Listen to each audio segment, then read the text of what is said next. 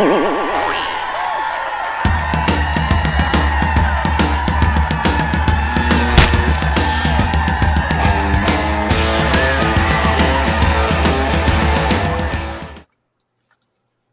everybody. Welcome to another Comic Source Comic Boom collaboration. Time for DC Spotlight for October 11th, 2022. It was an okay week, I guess, with some Halloween anthology. Got a lot of Batman, as usual.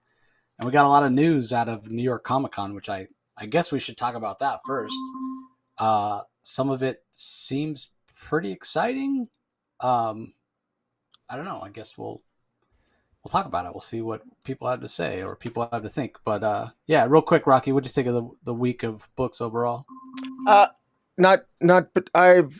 I'm disappointed overall. But I think Batman's flying high. I enjoyed Batman versus Robin #2. I like the first issue of Batman Incorporated. Ed Brison's done a good job there. But the rest, for the most part, I thought it was a really low point for DC. I thought this was not a good week overall. For me, I was very disappointed with it. Very disappointing. But what about you? Yeah, I kind of feel the same way. It was, I'll say it this way. It was underwhelming. So, but we do have tons of news, as I said, coming out of New York Comic Con about some events that are coming up, I guess. State of things. We know, obviously, after Dark Crisis ends, I guess this sort of era of DC ends in a way. They often have publishing initiatives. We've been doing this Infinite Frontier thing for over a year now, almost 2 years. So the big event for next year is called DC Universe Lazarus Planet. I got to be honest, at this point, I'm pretty much sick of the Lazarus Pits. Don't know, Demon Nezha, blah, blah, blah. So it does seem this is going to be show run by Mark Waid. Obviously, we had the Demon Nezha in his Batman Superman World's Finest run. Ties in very closely with what we saw in the Robin run, most recently by Joshua Williamson. And we're seeing it right now, Mark Waid's Batman versus Robin, of which the second issue we'll talk about here. And we knew there was this magical crisis coming up for 2023, and apparently this is what it is. It's being called Lazarus Planet. We've seen some images of this volcano. Supposedly, Lazarus Island is not an island at all, but a volcano, which that kind of bugs me a little bit. Like, a lot of the islands in the Pacific are volcanoes. Like, that doesn't make it not an island. An island is, a landmass of a certain size surrounded on all sides by water. I mean, technically, I say a certain size because aren't all it's African. Would you consider Africa an island? Well, it's surrounded on all sides by water. Well, no, because it's huge, right? But Hawaii, for example, that's an island, but it's also a volcano. But people don't say, well, it's not an island, it's just a volcano. But anyway, I'm being pedantic. It's just kind of annoying. But we've seen these images of the volcano Lazarus Island exploding and this green liquid oozing out of it, and for some reason forming the Superman symbol, for reasons. But this magical event is what's coming up. It's called Lazarus Island. Obviously, DC is setting the Demon Nezha up to be this big bad, which we haven't gotten enough of him for me to even say whether he's worth being a big bad. He seems pretty generic in my mind, and not really particularly interesting. But we're told that due to the Demon Nezha and this magical crisis and the Lazarus Pits, we're going to get a bunch of mashups of characters, which in a little bit, it kind of reminds me of things we've seen before over at Marvel. I think it was called Infinity Warp. Warps. Yeah, right. Where you had like a mashup of, was it Doctor Strange and Captain America, for example? Yeah. Thor was mashed up with somebody. Anyway, we've seen so far Batman wearing a Dr. Fate helmet. We've seen Martian Manhunter looking like Doomsday. We see, I think it's the John Kent version of Superman who looks like they're going back to blue style. So again, this feels old and it feels tired. And I'm not a particular fan of either horror, uh, and we'll talk about that when we talk about the Halloween anthology, or the whole magical corner of the DC universe. Like I never read that stuff when I was in my formative years, as it were.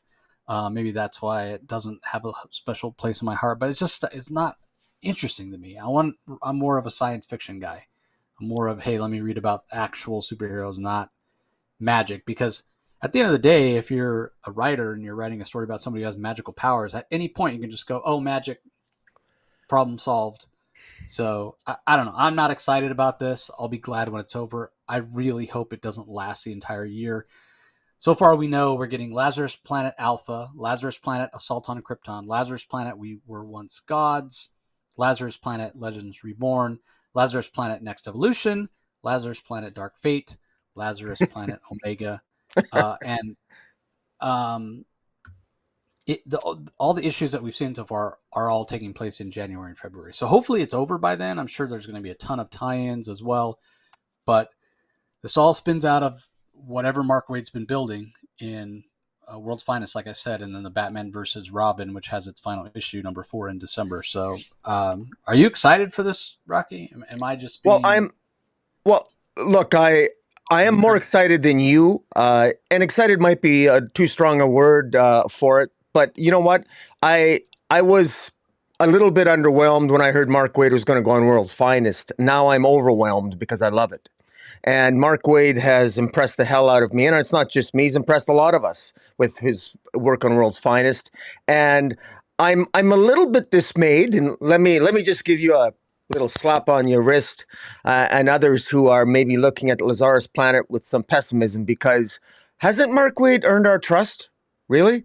In with World's Finest, I think he's done a really good job. And because World's Finest is kind of an old thing. It's just a Batman Superman team up that's been done before. What's he going to do different then? Well, look what he's done. And I know that Lazarus resin, we're sick of it. We got a lot of it. I believe me, I know. I mean, that's been one of our criticisms in effect. But at the same time, I'm looking at what he's going to bring to the table. It might have some similarities to a Marvel event, but DC and Marvel copy events and concepts all the time. I'm interested to see what Mark Waid's going to do with maybe Batman wearing the helmet of Naboo.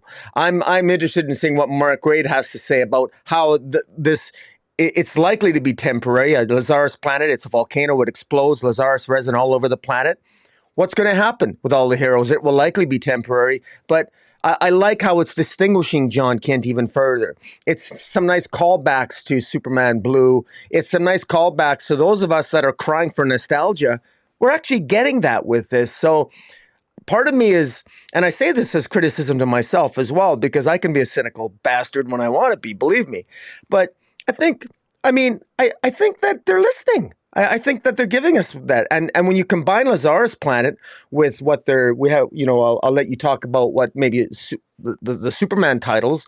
We're getting some Dan Jurgens coming back on Superman, Lois and Clark. We're getting John Kent revisiting Ultraman in terms of his formative years when he was trapped in the volcano. I mean, I'm seeing some signs that DC is listening, and I have faith in Mark Waid. I think we're going to get some good surprises. We're going to get some really great storytelling.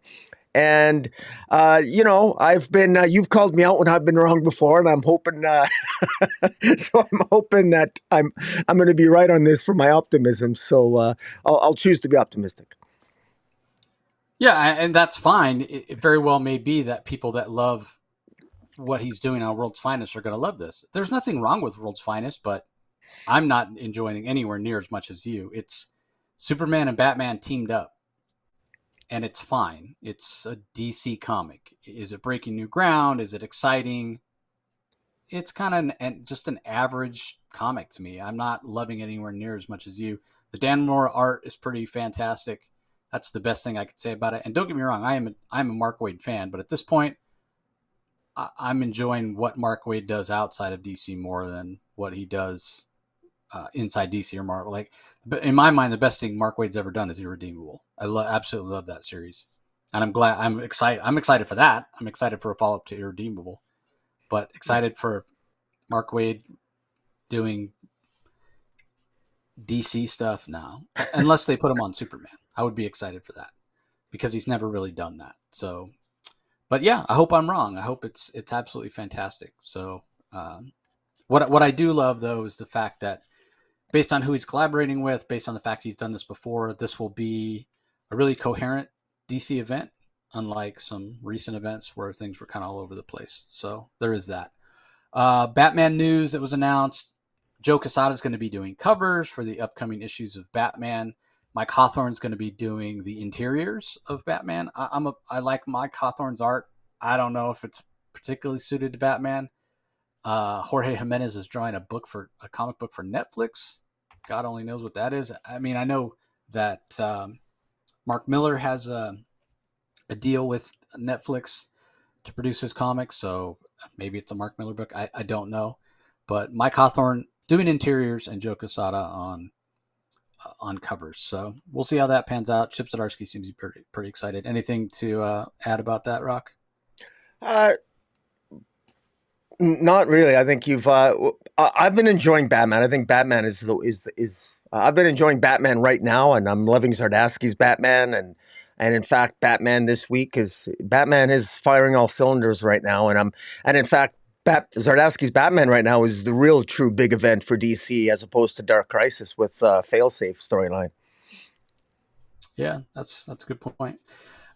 This got announced previously and it's been pushed back, but I'll remind everybody because they talked about it again at New York Comic Con. There's a Static versus Batman Beyond comic coming from Milestone and also an Icon versus Hardware. And that's coming in February, Black History Month. I'm sure no coincidence. All right, now actually, I'm going to save that. Let's talk about the Superman stuff first, and then we'll talk about what could be a controversial subject. Rocky mentioned it earlier. There was a big Superman panel. We have Action Comics, I suppose, expanding. I don't know if that's how it's going to be. I mean, currently it's been the main story, which is about 20 pages and a backup of 8 pages. So it's about 28 to 30 pages. I can't imagine we're going to get, 10-page stories, but I don't know. And I don't think they announced anything about a release date, but we are going to get 3 different stories in Action Comics each month. So Philip Kennedy Johnson is still going to be there, and he's going to be writing a book that is still focusing on Superman, and we have Dan Jurgens writing a feature in the book that's going to be focusing on the Lois and Clark, much like the Lois and Clark miniseries back in the day when John Kent was first born, and they were on the New 52 Earth. This was the post-crisis Superman, the post-crisis Lois. And they were on or the pre-crisis, I should say, pre-crisis Lois, pre-crisis Superman. And they were on the post-New 52 Earth, raising John Kent, teaching him how to use his powers, kind of hiding. Clark was going out and helping. He was wearing a black suit. He was going out and helping in the kind of this mysterious way. So that's going to be the story that Dan Jurgens is telling. And then there's also going to be a Power Girl story that's written by Leah Williams. So I'm excited for all of those things. Probably a little more excited for the Dan Jurgens and the Leah Williams story than I am for the continuation of the Philip Kennedy Johnson story with Metallo. Again, I'd rather have a new villain. I'd rather have something new instead of Metallo being recycled by Lex Luthor, and we even see some hints in this week's Superman Son of Kal-El. So it's exciting. Again, Dan Jurgens back on Superman, writing Lois and Clark especially is really, really great. And then there is no more Superman Son of Kal-El book. That has been, sorry, for some reason when I opened that page, it started playing an ad.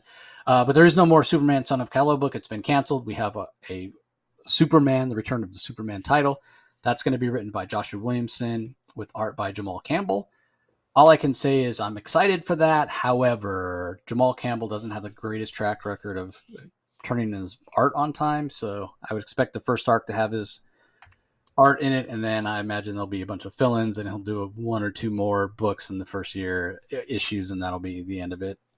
His art's super fantastic and beautiful to look at, but again, he's not the fastest. So, I mean, just look at the schedule for Naomi. So we'll see how that plays out. One thing that Joshua Williamson has said is he really wants to embrace the Triangle era, and bring in some new and classic Superman villains. So excited for that. And then because that book is canceled, Superman Son of Kal-el, we're getting an Adventures of Superman: John Kent story where, as Rocky alluded to, John Kent's going to be confronting Ultraman. Um, Safe to say Ultraman's a bit of a nemesis for John Kent, being that Ultraman was the one that kept him trapped in that volcano, uh, on that planet way out wherever it was, Earth 3, and that was when John was aged up. He was trapped there for like 4 or 5 years. So that is a pretty interesting aspect of the character. I do think, and wish it was Who's called writing Adventure. that? Who's writing that story? And that's Tom. It's still Tom Taylor. Tom So Taylor.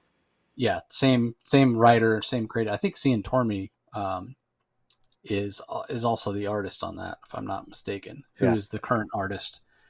I'm so glad they're doing that, because I mean, I know a lot of fans are saying it's too little, too late. You've already ruined John Kent, but no, I want that story. We need to know what the hell happened in that volcano, and I think it's we need John Kent confronting Ultraman, and with Val Zod showing up in this story as well. And Tom Taylor, he can be really good at character work when he wants to nail it, and so I'm hoping that he actually addresses it, because Bendis breezed over everything like it was no big deal. 7 years in a volcano, no big deal. I'm just going to sit here, and then I escaped and I go home. John Kent was not affected by it. Well, no, we need to see what happened, and Tom Taylor better show that his time in the volcano had an impact on John Kent. We need to see something, and so kudos to DC for doing that, because I want to see that story. I'm kind of up in the air about it. Tom Taylor is a great writer. I am a fan of him. I still think it should be called Adventures of Superboy John Kent, not Yeah, Superman. I But agree. It should be Superboy. yeah, Yeah. I'm nitpicking, but at this point, the genie's out of the bottle, and it feels like a step backward. But I don't know. I trust Tom Taylor to tell a good story. So if it goes back and it's a tale of not revenge, but with John dealing with some of the fallout, I guess it can work.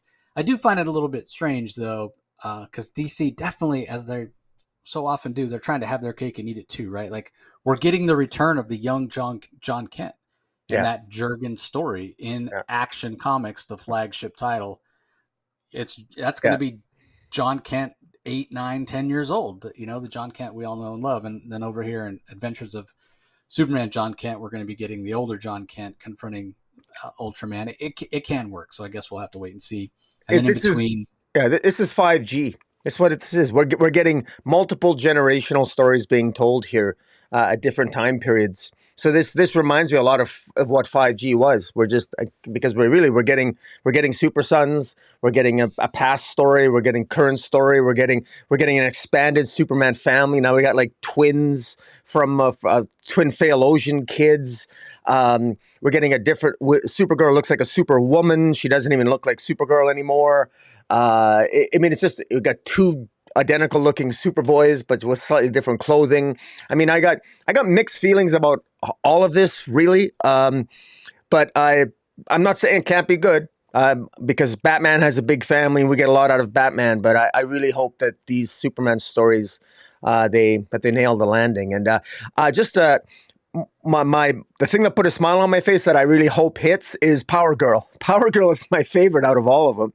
Now, Lee Williams is not.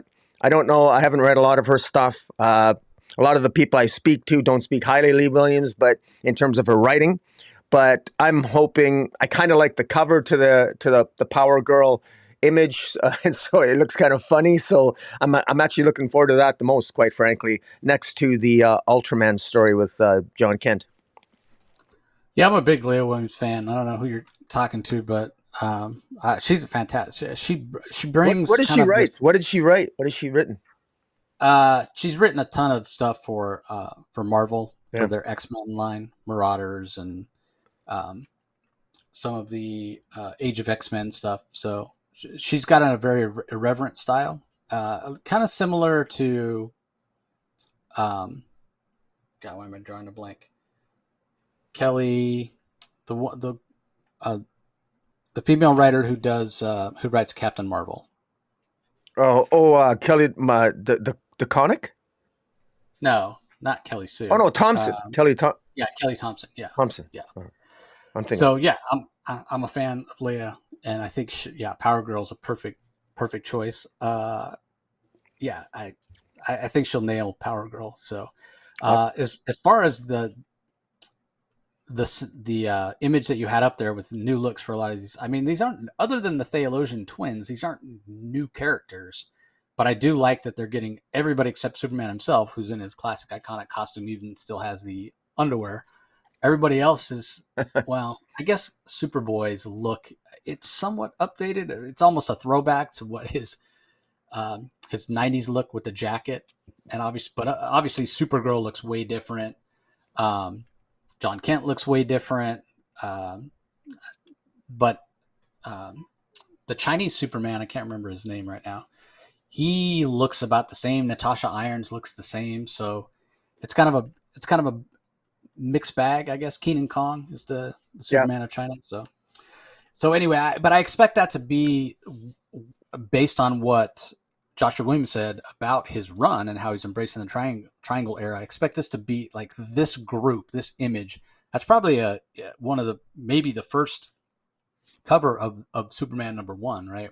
His book that's going to pay homage to the triangle era and have, a big cast of characters. So that's kind of what I would expect it to be. So real quick, I'll mention that Scott Snyder, just because it's sort of DC adjacent, he did sign a new deal with Amazon/Comixology for 2023. We know his Best Jacket Press has all these Comixology originals coming out. They've extended that for another year. So I think that's good news. A lot of those Comixology Best Jacket titles have been fantastic. So, all right. Last thing that we'll mention before we get into the books. So there is a new tier or new level for the DC Universe app, which is called DC Universe Infinite, I guess. And I know currently you can pay a monthly fee. I think it's $7.99. You have unlimited access to read all the comics, and they have tons of back library on there. And then the new books are added 4 to 6 months, usually toward the longer end of that, 6 months after the date of them being released. Right, they're available for that subscription service. If you want to buy them, like if you want to buy any of the books we're going to talk about today, you can go buy that on Comixology tomorrow, right? Or today, the day you're listening to this, Tuesday. Same day they hit comic shops, they're available digitally at the same cover price, right? That was the whole thing when people, the sky is falling, digital's um, going to kill the comic shop because digital can be cheaper, right? You don't have to pay to print it. You don't have to pay to ship it, all that kind of thing. And you can sell it for 99 cents. But then the comic shops are like, no, you can't do that. You'll cannibalize our business, right? And who's going to pay 5 times, 6 times as much when you can get it cheaper? So you had to pay the full price. But if you waited, you got it free. It didn't cost anything, right? 6 months after the new comic came out, it was in there. It was in the Comixology Unlimited. Well, now there's a new tier called DC Infinite Ultra, and 30 days for most comics, 30 days after they're out in comic book stores, they'll be there in your subscription for free. So there are some retailers I've heard that are like, you're killing it, you're killing us. Why would people come in and buy? Now, to them, I would say, as a retailer, you got to know that the vast majority of comics are sold in the first 30 days. There's not too many comics that are sold after the 30 days. See how excited my dogs are about it? So I don't really think it's going to affect retailers that much, like people that go in there, people that are Wednesday warriors, they go get their books, right away. But this is, I feel like this is reaching out to those people who don't want to wait, but don't have a comic shop close to them, or haven't had good experience, or just like to read digitally, don't have space for the comic. So in my mind, it's a step in the right direction. And one other thing that I'll say about this before I let Rocky comment on it is DC. I mean, they are trying to do their best to help comic shops, and they're trying to, be completely transparent. And in the interest of seeing how well this works, they're making all the comic books through the end of the year, because this DC Universe Infinite, I think it goes live like in about a week, if not sooner. But all the comics for the rest of October, and November and December from DC are fully returnable from comic shops. That means, in case you don't know how it works, the comic shops order their books 2 months ahead of time, maybe 6 weeks ahead of time. They pay for them. They come in. They own those, and they sell what they can, and whatever they can't goes in their back issues. They own them, right? They have no ability to return them. But DC's making them returnable, so that means anything that's not sold after after that week of new comics, maybe they keep one or two copies, and the rest of them they can send back to DC. You don't really have to send them back. You just have to show that they've been destroyed, because it's probably costs more to ship them back than the books are worth at that point. But it's a way for shops not to get stuck with a bunch of product that they can't sell. So this is the way that DC is trying to show retailers that they think this is a good thing. Hey, we have your back. In case it does hurt your shop, you're not selling as many books because people are just like, well, if I only have to wait a month, maybe I'll just switch to this all digital subscription model, and I won't worry about buying the physical books anymore. So anyway, it's started a bit of controversy. I don't think we've heard the end of it, the discussion about it at all. I don't know what you've heard, Rocky, but what are your thoughts? I think it's a great idea. I love the idea of one. You only got to wait 1 month, and then you can get it on DC on the DC app. That's pretty cool. It's $120 Canadian, so we're paying $20 more than America for an entire year. $10 a month. I think that's a pretty damn good deal for reading all the DC comics that I want, and so I'm probably going to be subscribing to it. Quite frankly, I hope. I'm not. I'm not sure. I'm not sure how it's. How do you? Does it have a? How do you read the comics? Is it built in the app, or do you have to use your own program? Do you know? No, it's built into the app. Yeah. And again, Okay. this DC Universe Infinite app, it was the DC Universe streaming service that Yeah, had but comics you could read on there. And then when they took all the video content away and folded it into yeah, I'm just not. I'm HBO curious about the Max. quality. Like, is it? Is it like? Can you like? Does it have like guided view?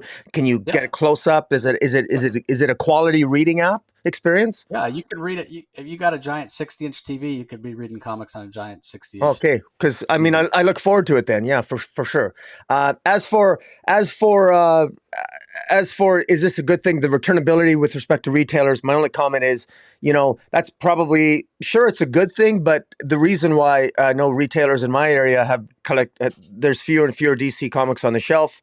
Some titles, and I'll just name drop a couple of them, like Nubia and Artemis, and some of the Wonder Woman and Batgirls. They're not even getting shelf copies.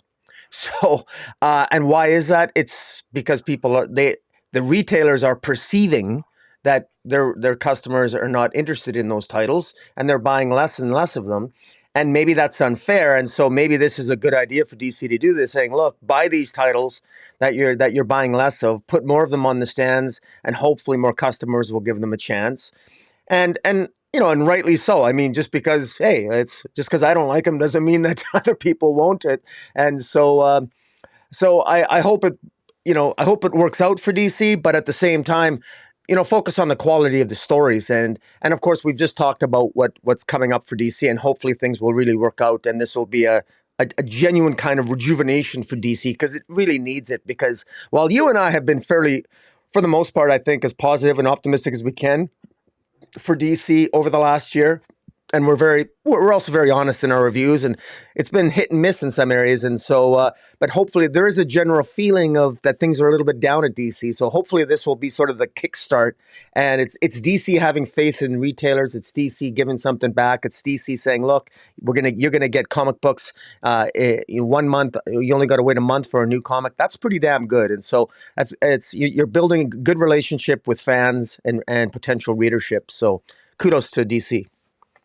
Yeah, and remember, this is all driven Discovery Warner Brothers. They're the ones calling the shots these days. I do agree with you, Rocky. They do need a rejuvenation.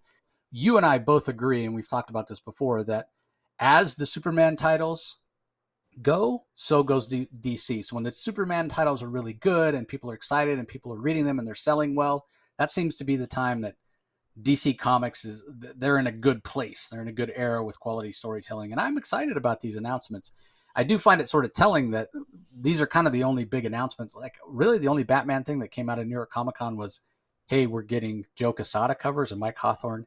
they really focused on, yes, there's the Lazarus Planet thing coming, but the biggest news out of New York Comic Con for DC was the Superman stuff. So hopefully that means that we're in a good place. We're going to get some good Superman titles. So anyway, enough about all that news. You guys are like, shut up and talk about the books already. So we'll do just that. Speaking of the engine that drives DC, Batman Incorporated #1 came out this week. Long awaited, been announced quite a while ago from one of my favorite writers, Ed Brisson. And this goes back and it ties into some of the stories that we had previously in Batman Urban Legends.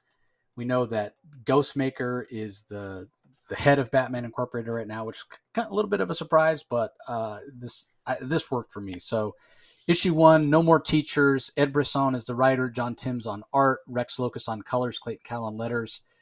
I thought this was done really, really well. I really enjoyed it. Again, no surprise based on the fact that Ed Brisson is one of my favorite writers. He always does a fantastic job, and we've talked about this when he's been on the show, of incorporating the superheroic and kind of fantastical aspects of that with kind of a realism, kind of a real world. He's done other great stuff, crime noir type stuff. He brings a little bit of that sensibility to this, even though it's superheroes, like especially in the dialogue, just the way these characters kind of talk to each other. There can be a tendency, especially if you go back to the Silver Age, to have the language be really hokey and it just feels corny in a lot of ways. That's not necessarily the kind of script, kind of vocabulary or dialogue we get in Ed Brisson books, and I really appreciate that. So I'm not as familiar with these characters as people that read Grant Morrison's run religiously probably are, but I'm getting to know them. Obviously, I know who Ghostmaker is, and I enjoy seeing him here. A little bit of a no-nonsense to Ghostmaker in terms of the Ed Brisson version. I thought the John Timms art was fantastic. We commented on it before, especially in the Future State Superman titles that he drew, that the art, and especially in the backgrounds, looked really busy, and it felt a little all over the place, and it was kind of hard to focus and convey the story. None of that applies here. This art was fantastic, very dynamic, a lot of movements and kineticism in the art. Especially, there's a car chase scene that's absolutely fantastic. You can feel the speed when the cars crash. You can almost hear the noise coming off the page. So there was nothing about this that I didn't like. I thought it was really, really great. As far as the story goes, Rocky may want to talk a little more about specific story beats, but just to give you an idea of the overall story, there's somebody who's going around and killing off the people who trained Bruce Wayne and Ghostmaker. We've seen in Batman the Knight series that's been coming out from Chip Zdarsky and has been very good, that the Ghostmaker, Anton, I think his name, supposedly, it's an alias most likely, but anyway, him and Bruce are going around, they're being trained. And this is not a secret that Bruce traveled the world to be trained in order to become Batman. But somebody is aware of who these people are and that they trained Ghostmaker and Batman. And they're sort of taunting Ghostmaker as he and Batman Incorporated are flying around the world trying to find out who is behind this and prevent any more of their former mentors, from being murdered. So it's a little bit of a mystery story, which I like. It suits a Batman adjacent title. Batman being the world's greatest detective, but big cast of characters. And again, I'm not that familiar with a lot of them. So it's a little bit like, don't get too lost in trying to figure out who these characters are or what have you. Just kind of dive in and let the story sweep you along. And as it goes on, I know Ed Brisson is going to give us good characterization, and we'll kind of learn who these characters are and dive deeper into each of them as the story goes along. So this was really great. It was the first book I read this week. I don't know if it set the bar too high for the week or not, because this was probably my favorite title that I read this week. But what are your thoughts? I was very impressed with this. First, I share your sentiment with John Timms. When I really became first familiar with him, I think it was in Future State, his Superman Superman of Metropolis, a future state, and I was not impressed. I thought this was terrible. I didn't like his art. I thought his backgrounds were non-existent. I wasn't impressed. This feels like a different artist to me. Although you can tell it's John Timms, but it's just way better. The art, the backgrounds are incredible. I mean, the opening pages are just so brilliantly done. It almost looks like a Wolverine-like character. Character's name is Tommy Tavane. He's like a knife expert that taught Batman and Ghostmaker back in the day, and he ultimately ends up getting killed. But I mean, he looks like a Wolverine-like character, and it's kind of funny because Ed Brisson, the writer, I believe he wrote Wolverine for a while there, and so here's a knife character. I don't know, maybe if Ed Brisson has some Wolverine issues, he took it out on poor Tommy Tavane here, who ends up being killed rather egregiously by an unknown force. Somebody is killing off the teachers of Batman and Ghostmaker, and no more teachers. That's the message. And what's really good here is I'm actually impressed. Because I would have sworn that by the end of this comic, I would be complaining that Ed Brisson can't handle writing all these characters jam-packed into one issue. But he manages to pull it off. There's only one character that I don't know who it is, and it's probably my fault because it's probably stated somewhere in the comic and I missed it. But I've identified, I think, all the characters. We got the Knight, we got Black Mist, we got Grey Wolf, we got Gyro, we got Wingman, we got Avery, we got Ghostmaker and Clown Hunter and Sky Spider. Plus, you made a call out, Chase. Great callback to Batman the Knight by Chip Zdarsky. I mean, a lot of the teachers that Ghostmaker taught Anton and Bruce Wayne. Anton, of course, would go on to become Ghostmaker. And a lot of them are showing up dead or being killed off right away here by Ed Brisson and Batman Incorporated.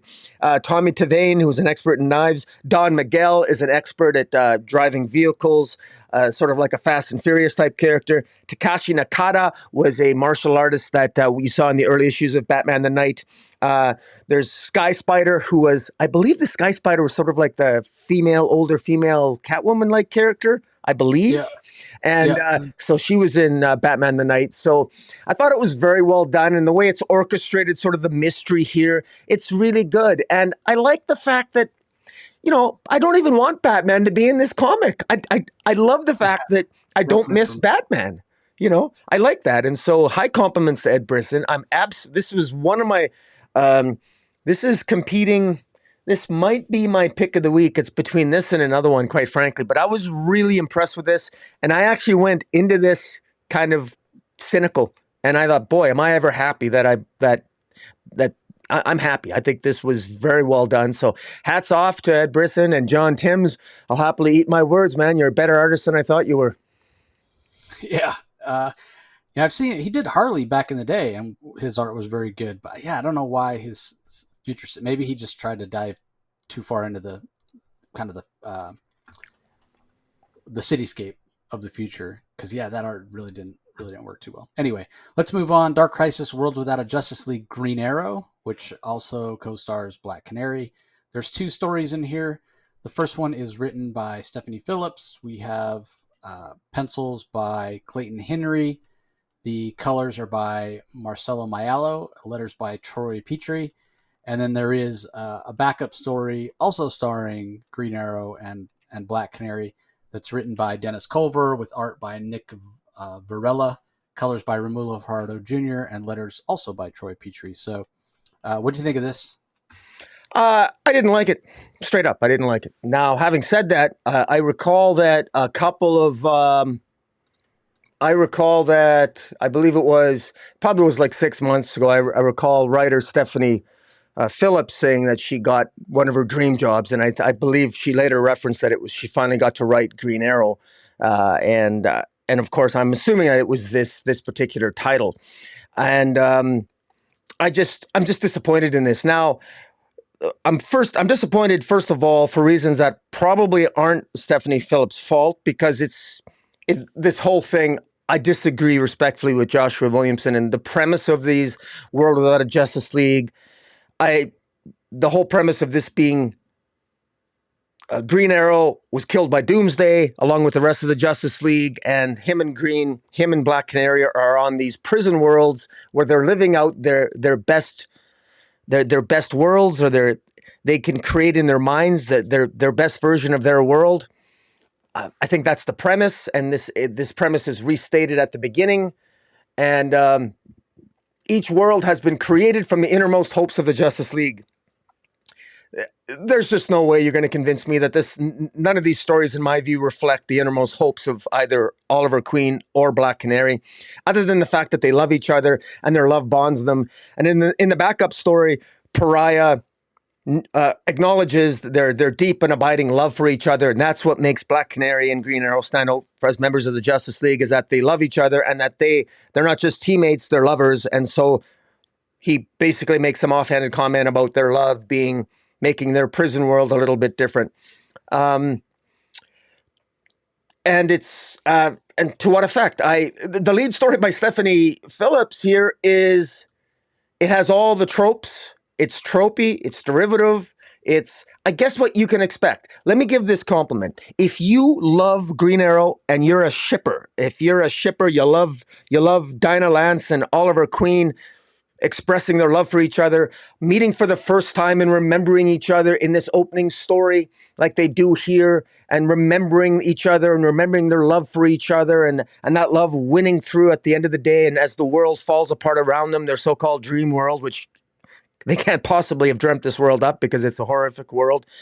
But that's the same criticism of all the World Without a Justice League stories. But if you like that, there's something in here for you. So if you're a diehard Green Arrow fan and Black Canary, you'll want to pick this up and you'll get that out of it. So I give that compliment. But as a story that I was looking for some more insights, frankly, well, I just wanted more insights, deeper insights into the characters. We didn't get that here. They love each other. That's clear. I already know that. I wanted deeper insights into Dark Crisis. We certainly never got any of that. And we have 3 Green Arrows for some reason. We have the story didn't make much sense to me. It starts off with Green Arrow in a forest, in the Sherwood Forest, being like a Robin Hood, and then suddenly he shows up in the modern day New York City, I guess, and meets up. And him and Black Canary have a fight. Then they wander over into a bar that she owns. Then they're attacked by, I thought it was Aquaman that attacked them. I got to give a little bit of a criticism to the artist. You should not draw your second Oliver Queen looking exactly like Arthur Curry. It looked like Aquaman with a bow and arrow. It reminded me of Deep Target by Brandon Thomas that we reviewed. So it just didn't really make any sense to me. Why is Green Arrow in there attacking Green Arrow, and it's another iteration of Green Arrow? And why? Why would you confuse the narrative like that? It really makes me wonder what Stephanie Phillips was told that this story, what guidelines she was given for this story. Because, I mean, and I say that to all the writers of these World Without a Justice League, because none of these things are cohesive. None of these makes a lot of sense. We know that all these worlds are somehow giving power to Pariah to create the infinite Earths. What on earth is powering this world? That is, I guess, love, the power of love between Green Arrow and Black Canary is giving Pariah power to create the infinite Earths. Well, why would we want that to be the case? Why would you want to associate love with the destruction of billions of lives and the creation of infinite Earths? Even that seems wonky to me, but I guess I can go with the power of love, So this is, I just feel that this is really good for Green Arrow and Black Canary fans, and they'll love it. And that part of me, I love seeing the love between these characters, and Stephanie Phillips nails that. Absolutely nails that. It's the Dark Crisis side of me that wanted Dark Crisis to be better than it's been, that I look at this and I get a little frustrated. But but the art was good. I didn't mind the art. I thought the art was really good, and I apologize. You'll have to remind me who the artist is, but I didn't mind the art. Clayton Henry, Marcelo Mayala does the colors. The colors are fantastic. The art was really good. No fault on that whatsoever. The cover's really vibrant as well. I thought the cover looks nice. But what do you think of it? You did read the second story, right? I did read the second story, but I felt the same way, that it was, and that's what I was alluding to when I said Pariah just talks about their love. He talks about their love and their, and that was it ends with them kissing and on their dream world. And it was, but it's not, it just, I don't know. Yeah, So as far as any information about Dark Crisis, yeah, we get nothing. And that's sort of been the case with all of these one shots. I also agree wholeheartedly with you about to a man the happiness prisons have not made sense. You can't tell me that this kind of Robin Hood pastiche is what is Oliver Queen's dream, right? Yeah. Of making it work. But really, at the end of the day, Pariah is manipulating. He's half truths, if even half, maybe quarter truths or what have you. So um, you read the first story and you kind of go, okay, I'm not exactly sure what's going on, other than uh, apparently Black Canary and Green Arrow get their own separate happiness prisons, their own separate worlds. But no matter where they end up, they seem to find a way to cross the barriers between worlds and end up together. And my understanding is the Green Arrow of another, the second Green Arrow is the Green Arrow of another universe who's trying to prevent these worlds from being destroyed. It's like, you guys always come together. You're not supposed to be sharing the same worlds, and he's trying to stop them from being together. And you're kind of like, wait, what the heck's going on? You don't really understand it until the second story by Dennis Culver, where it's sort of explained. We get the Earth Black Canary .1 and the Earth Green Arrow .1. Um, and it's the same thing. This is sort of almost a CW verse Arrow, because Diggle's there, Yeah. and he creates this dimensional transport that transports him between worlds. And throughout the course of this story, and Oracle is there because this Black Canary is part of the Birds of Prey. And basically, what happens in the story is they're trying to come together, and then at the end, Pariah is like, "God, I try to keep you separate, and time after time after time, you two seek each other out across the multiverse, and the world's end for whatever reason. I guess Pariah just wants them to be separate so they don't figure things out, and maybe he's afraid if they're together they'll find a way to defeat him. It's not, that part is not uh, really explained, but he does ask himself, what is it about you two that keeps these realities from taking hold? Um, and Black Canary's like, it's our relationship. It's so strong. Oliver's always going to follow me. Why don't you, create a prison where we're both there, and we'll both be happy. And Pry's like, oh, you have a special bond, unlike all the rest of the Justice League members who fight alongside each other as comrades. You guys are something more than that. Special bond requires a special prison, a cage made of true love, he calls it. And at the end, I suppose maybe that's what we're being shown, that he's created a world where they get to be together, and if they're together and focus on each other and not focused on finding each other, maybe they'll sort of accept the bars of their prison, the walls of their prison, as opposed to when he keeps separating them, they don't accept the walls of their prison. They're constantly fighting against them to get back together. So again, it very much, like you said, highlights their relationship, how special their bond is. But that's not any new information. And it has the fundamental problems that a lot of them have. These happiness prisons don't make sense. They're not happiness prisons. They're sort of like what Pariah would imagine would make them happy. They're not actually what would make the Justice League happy. So it's no surprise that they break out of them, right? Yeah. And this is not an original story. It's been done in hundreds of sci-fi Hundreds. stories, Yeah. right? It's been done in Star Trek. It's been done in Stargate SG-1, where you give them this, whoever the heroes are of the story, whether it's Riker or whoever, or the members of SG-1, and they're trapped somewhere, and everything's perfectly fine. It's been done in comics before. Look at Alan Moore's classics Superman Annual for the Man Who Has Everything. Even Superman couldn't accept that Krypton survived and he was happy and had a family. No, they reject that. It's the whole damn premise of the Matrix, right? Where they talk about how, yeah, we used to make this utopia for you, but your humanity kept rejecting it. Like, you just don't accept that things can be perfect. I, It's just not in our DNA.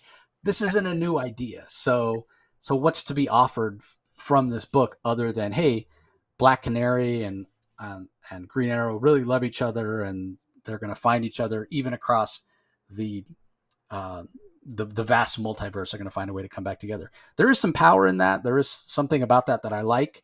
But is it enough for a whole comic? Did I need to be reminded of it? That can be debatable. And when you put that Dark Crisis trade dress on there, I'm expecting some Dark Crisis content. And honestly, this is only tangentially related in a lot of ways. Yeah. So while Well, I liked it for what it was, I question its value. yeah, and I would just add, and I would say again,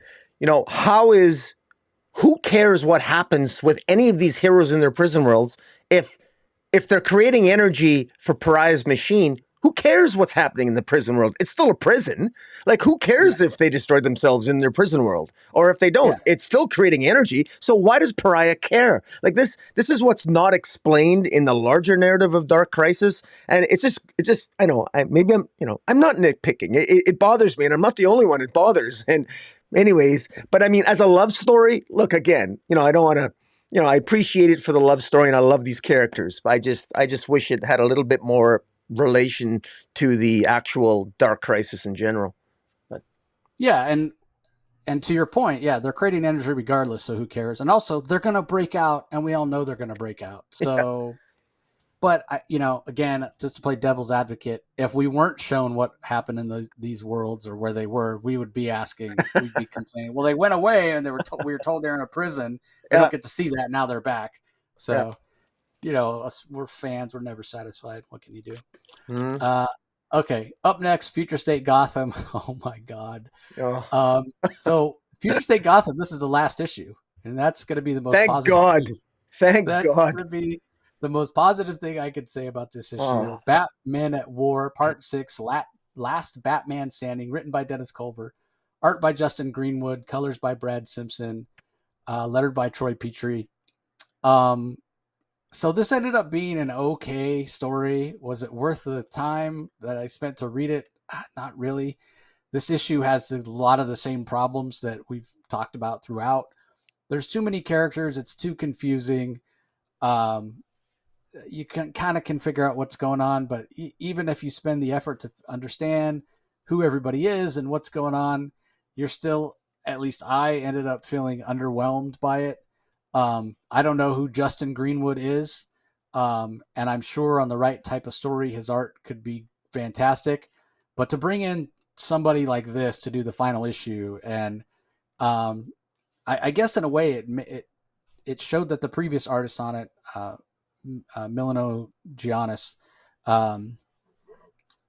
his art was better than I gave him credit for. Cause when I saw this, it looks straight out of a Mad magazine. And maybe for a humor type book or a pastiche or whatever, it can work. But I really didn't like this art. The anatomy is wonky, whatever. And again, it's not supposed to be realistic anatomy, but like it just, I didn't like it. It really looked like, again, Mad Magazine is the thing I kept coming back to, when you get those exaggerated, political figures that are drawn and it just looks wonky with big noses and big ears, and that's what it felt like. And it didn't particularly flow really well. The characters weren't recognizable. And then to top it off, right, this might be my least favorite art that we had throughout the entire series.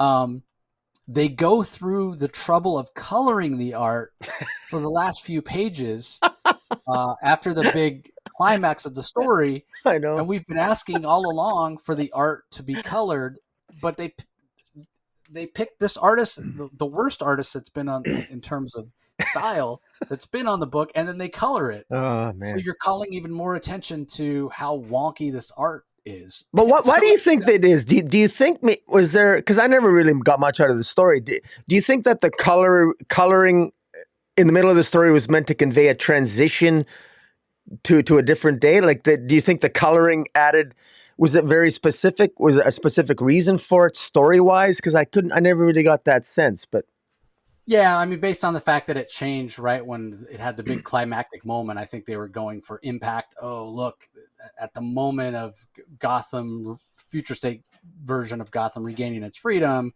that's when you get color and what have you. So, but it just didn't work.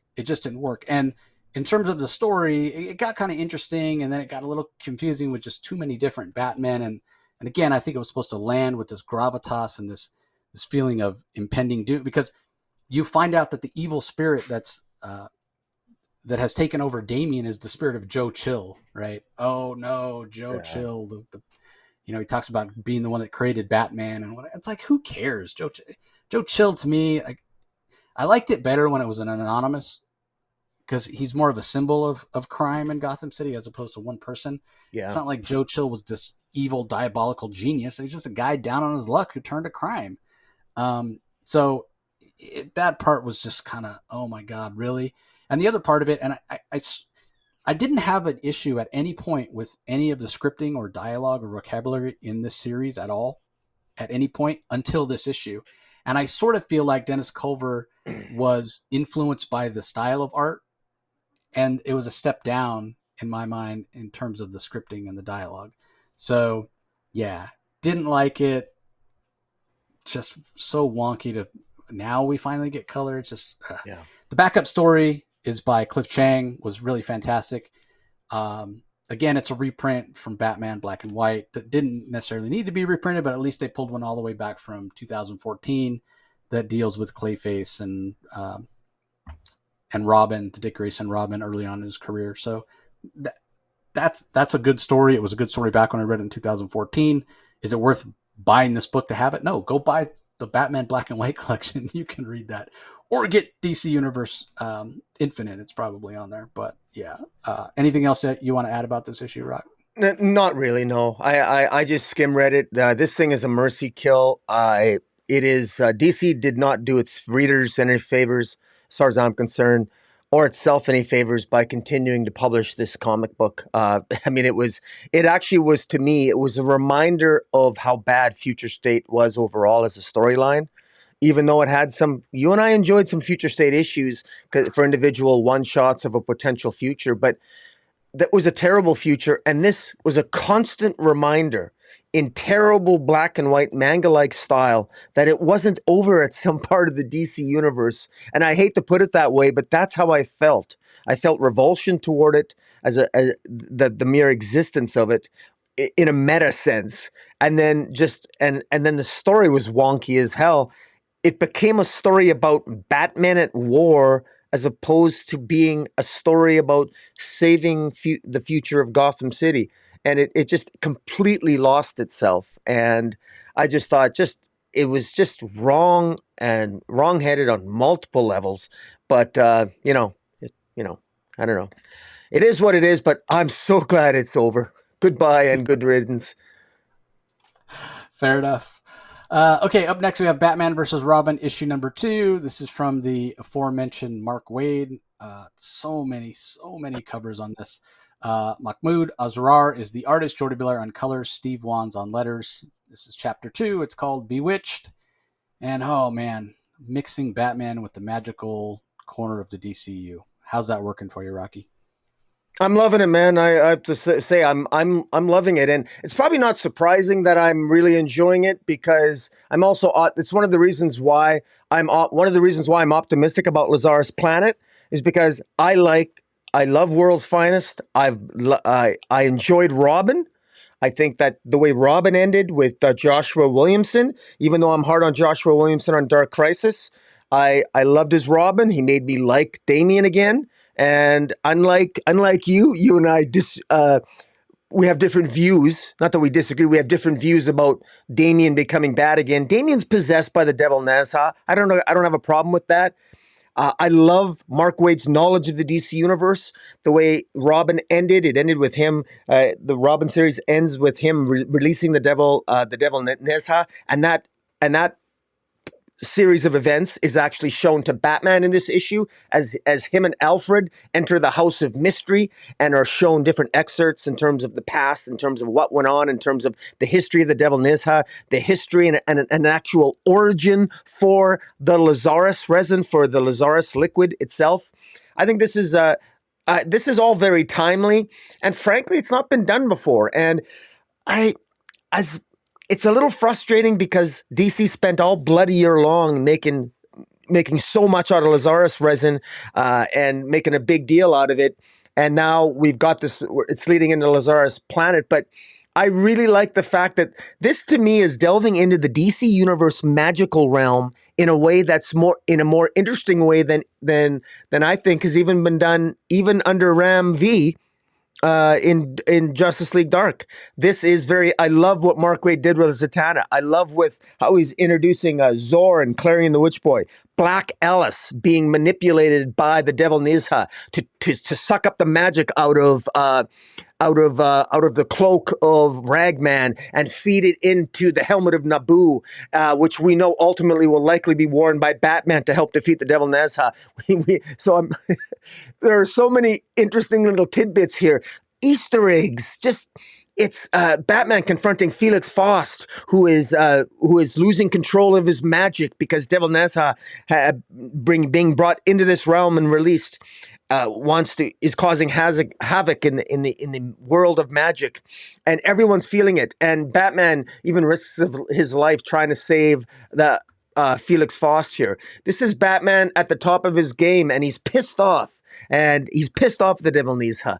You know, when he discovers that it's the Devil Nizha, he wants to. You know, he says, you know, I'm going to defeat you. I'm going to defeat you for what you've done to my son.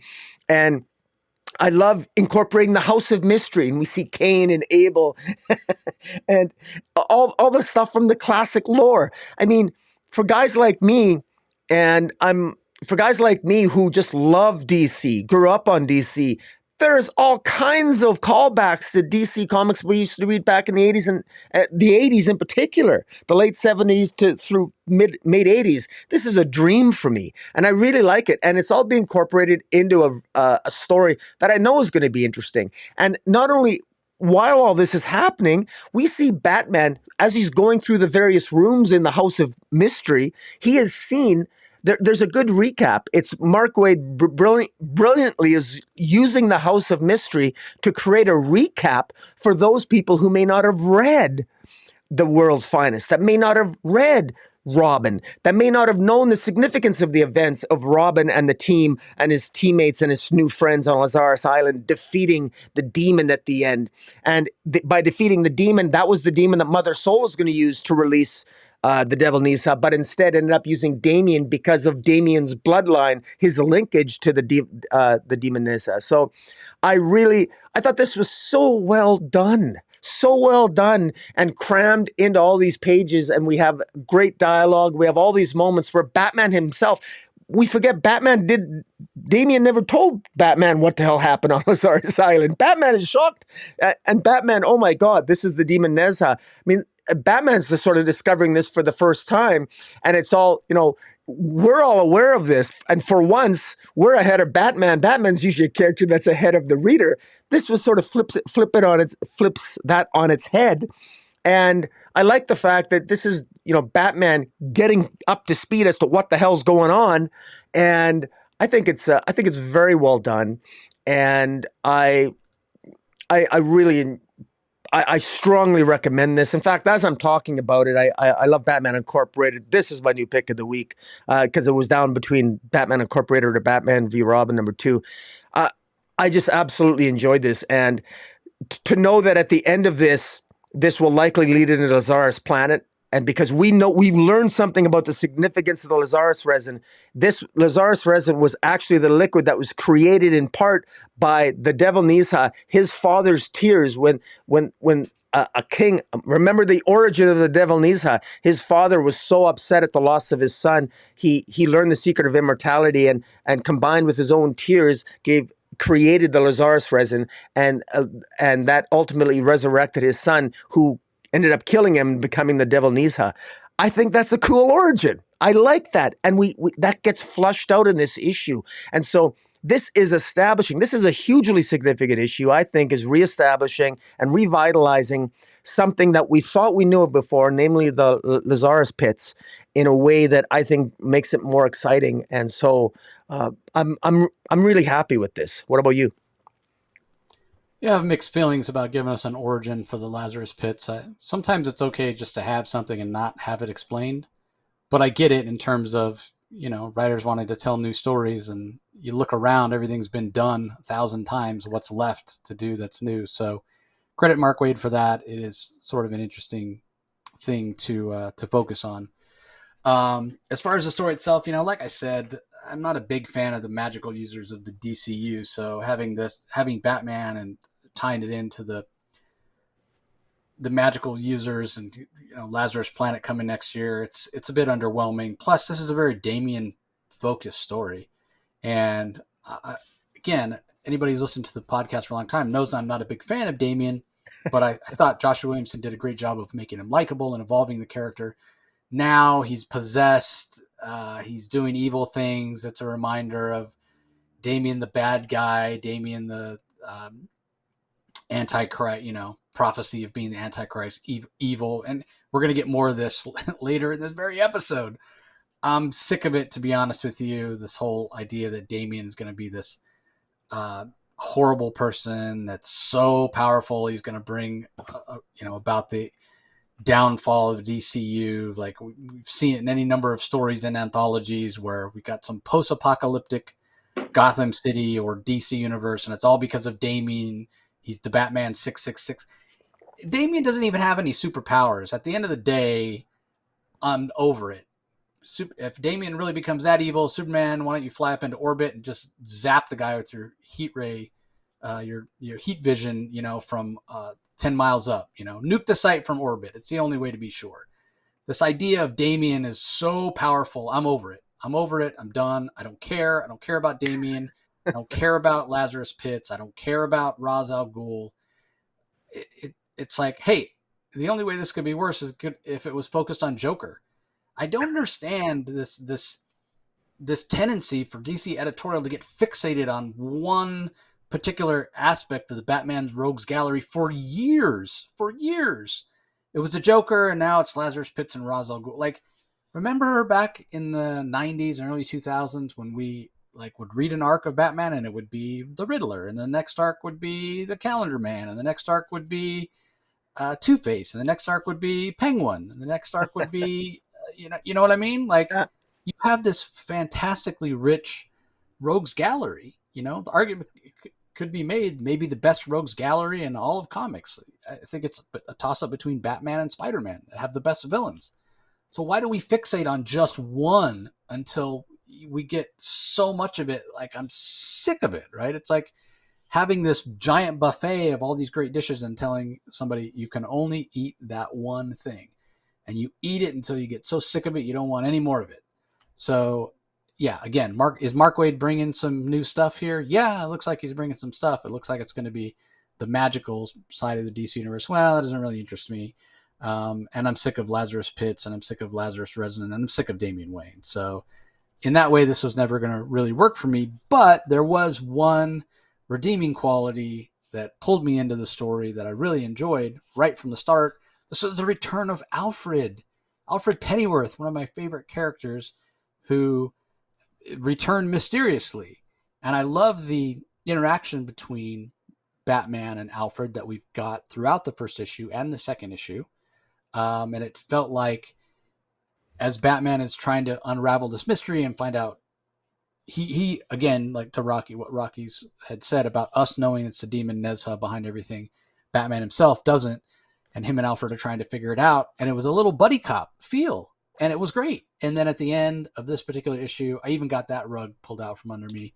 Because as Alfred's walking away, he casts a shadow on the ground and we see that it's not Alfred. Alfred's not really back. It's just another minion of the demon Nezha, or perhaps the demon Nezha himself. I don't know.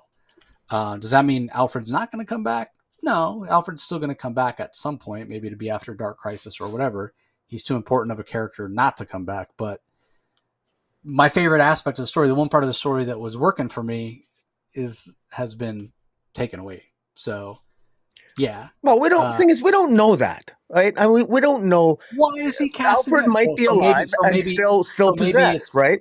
Right, he might be back and possessed by Nisa. It might even have been like I've been thinking about this. I've been speculating about this. Like maybe maybe Alfred came back, and maybe somehow Damien is responsible for it or tricked Nessa, because even Damien is not fully evil. Damien is uncomfortable with the torture and the methods used to torture the bearers of magic that the demon Nessa is using.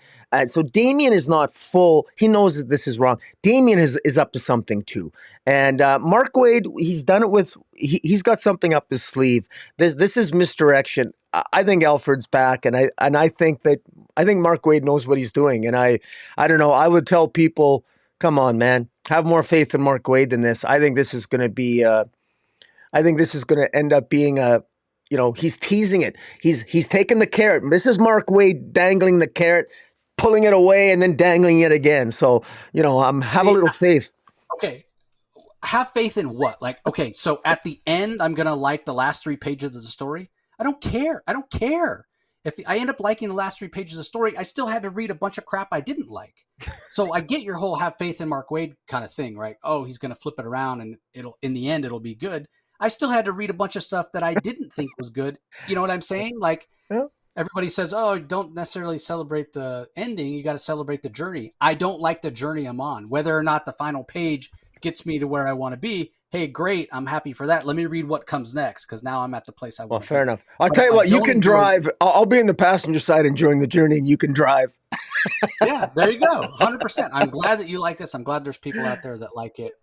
Again, it just this never had a chance to for me to really like it, regardless of what Mark Waid's doing or who's writing it or who's drawing it or what have you. It never really had a chance for me because, again, to reiterate, I don't like the magical characters of the DC universe. I don't care about the magical corner of the DC universe. I don't care about Damien when he's acting like a dick.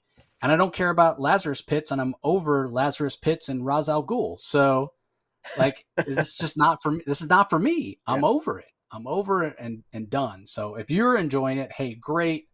I can't wait for it to be over. I'm glad it's only a couple more months. I'm glad that the magical event is only scheduled for January and February of next year. And then hopefully by that time, this is done, Dark Crisis is done, and we can focus on Superman like I want to do. So but again, that's my personal thing. You guys might be really enjoying this. It's not a bad story. It's not, technically a bad comic. It's not bad art. Like, it's top notch all the way across the board. It's just not a story that I care about. It's not a story that's grabbing me. So, all right, let's move on. Batman Urban Legends number 20.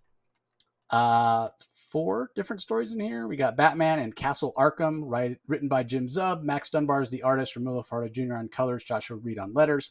The final chapter of the Pennyworth Files. Chapter 2 on the Hook from Chris Burnham, story and art. Nathan Fairbairn on colors. Russ Wooten on letters. Batman and Talia and My Son, written by Nadia Shamus. Janhoy Lindsay does the art and colors. Becca Carey on letters. And then Batman in the Murder Club, part 104 from Joey Esposito as a writer. Vasco Gregov does the art. Alex Guarmas on colors. Carlos M. Mangual on letters. All right. I'm going to skip the first one for now. I'll talk about chapter 2 of the Pennyworth Files. This ended up being really enjoyable. Chris Burnham, a little tongue-in-cheek, a little kind of a throwback. Basically, Batman unavailable and Alfred Pennyworth out there solving crimes and mysteries, and it was just a lot of fun. I haven't seen or am aware of Chris Burnham writing a lot of stories. His art. A lot of people recognize his art. He was one of the artists that did a ton of work during Grant Morrison's Batman run. His art's a little bit of an acquired taste. He has a very distinctive style. So I enjoyed this. Was it the best written story ever? No. Could Chris improve over time writing? Yeah, probably so. But it was enjoyable. I enjoyed it probably because it really highlighted Alfred and it was just fun. The Batman and Talia story and My Son felt like a average story. Nadia Shamas. Somebody out there will probably enjoy this if you're a big Damien fan. But it's early on when Damien comes to live with Bruce. Damien gets hurt.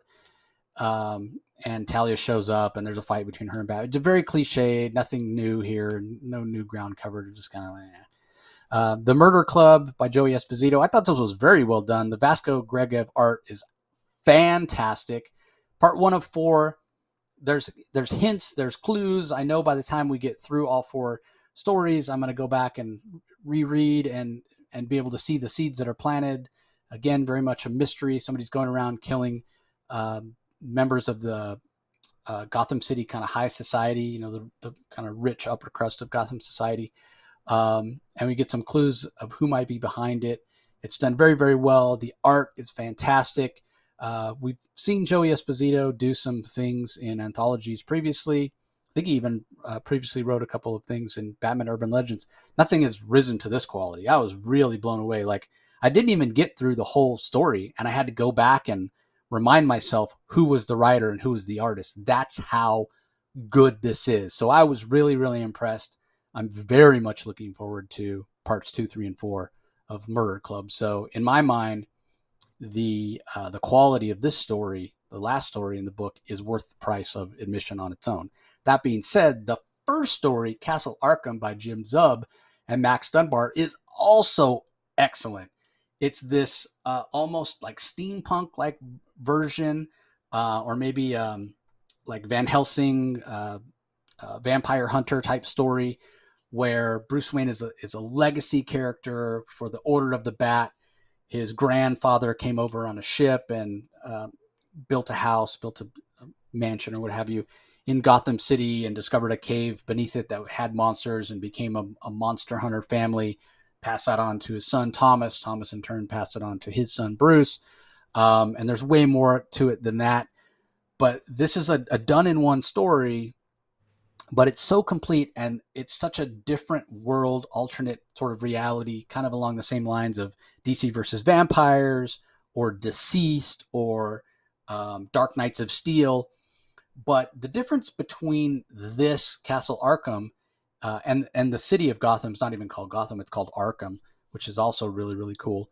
Um, but the difference between those other stories and this feels so much more focused. It doesn't feel as big in scope, and that can be both good and bad, right? Like, those other stories are big in scope, and it's allowed them to go back to the well time and time again. We've had one shots for Dark Knights of Steel, and we've had other miniseries for DC versus Vampires beyond the main one. For Deceased, we've had multiple miniseries and even a digital first series.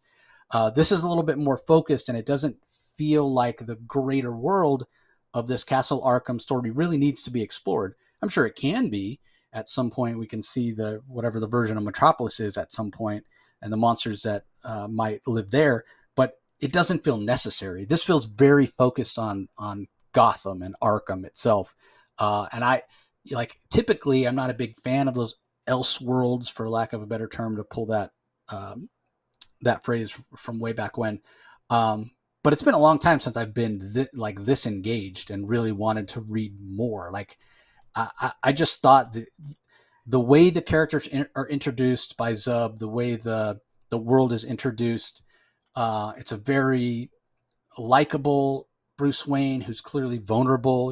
It's not that super overpowered Batman that we so often get with the power creep in modern stories.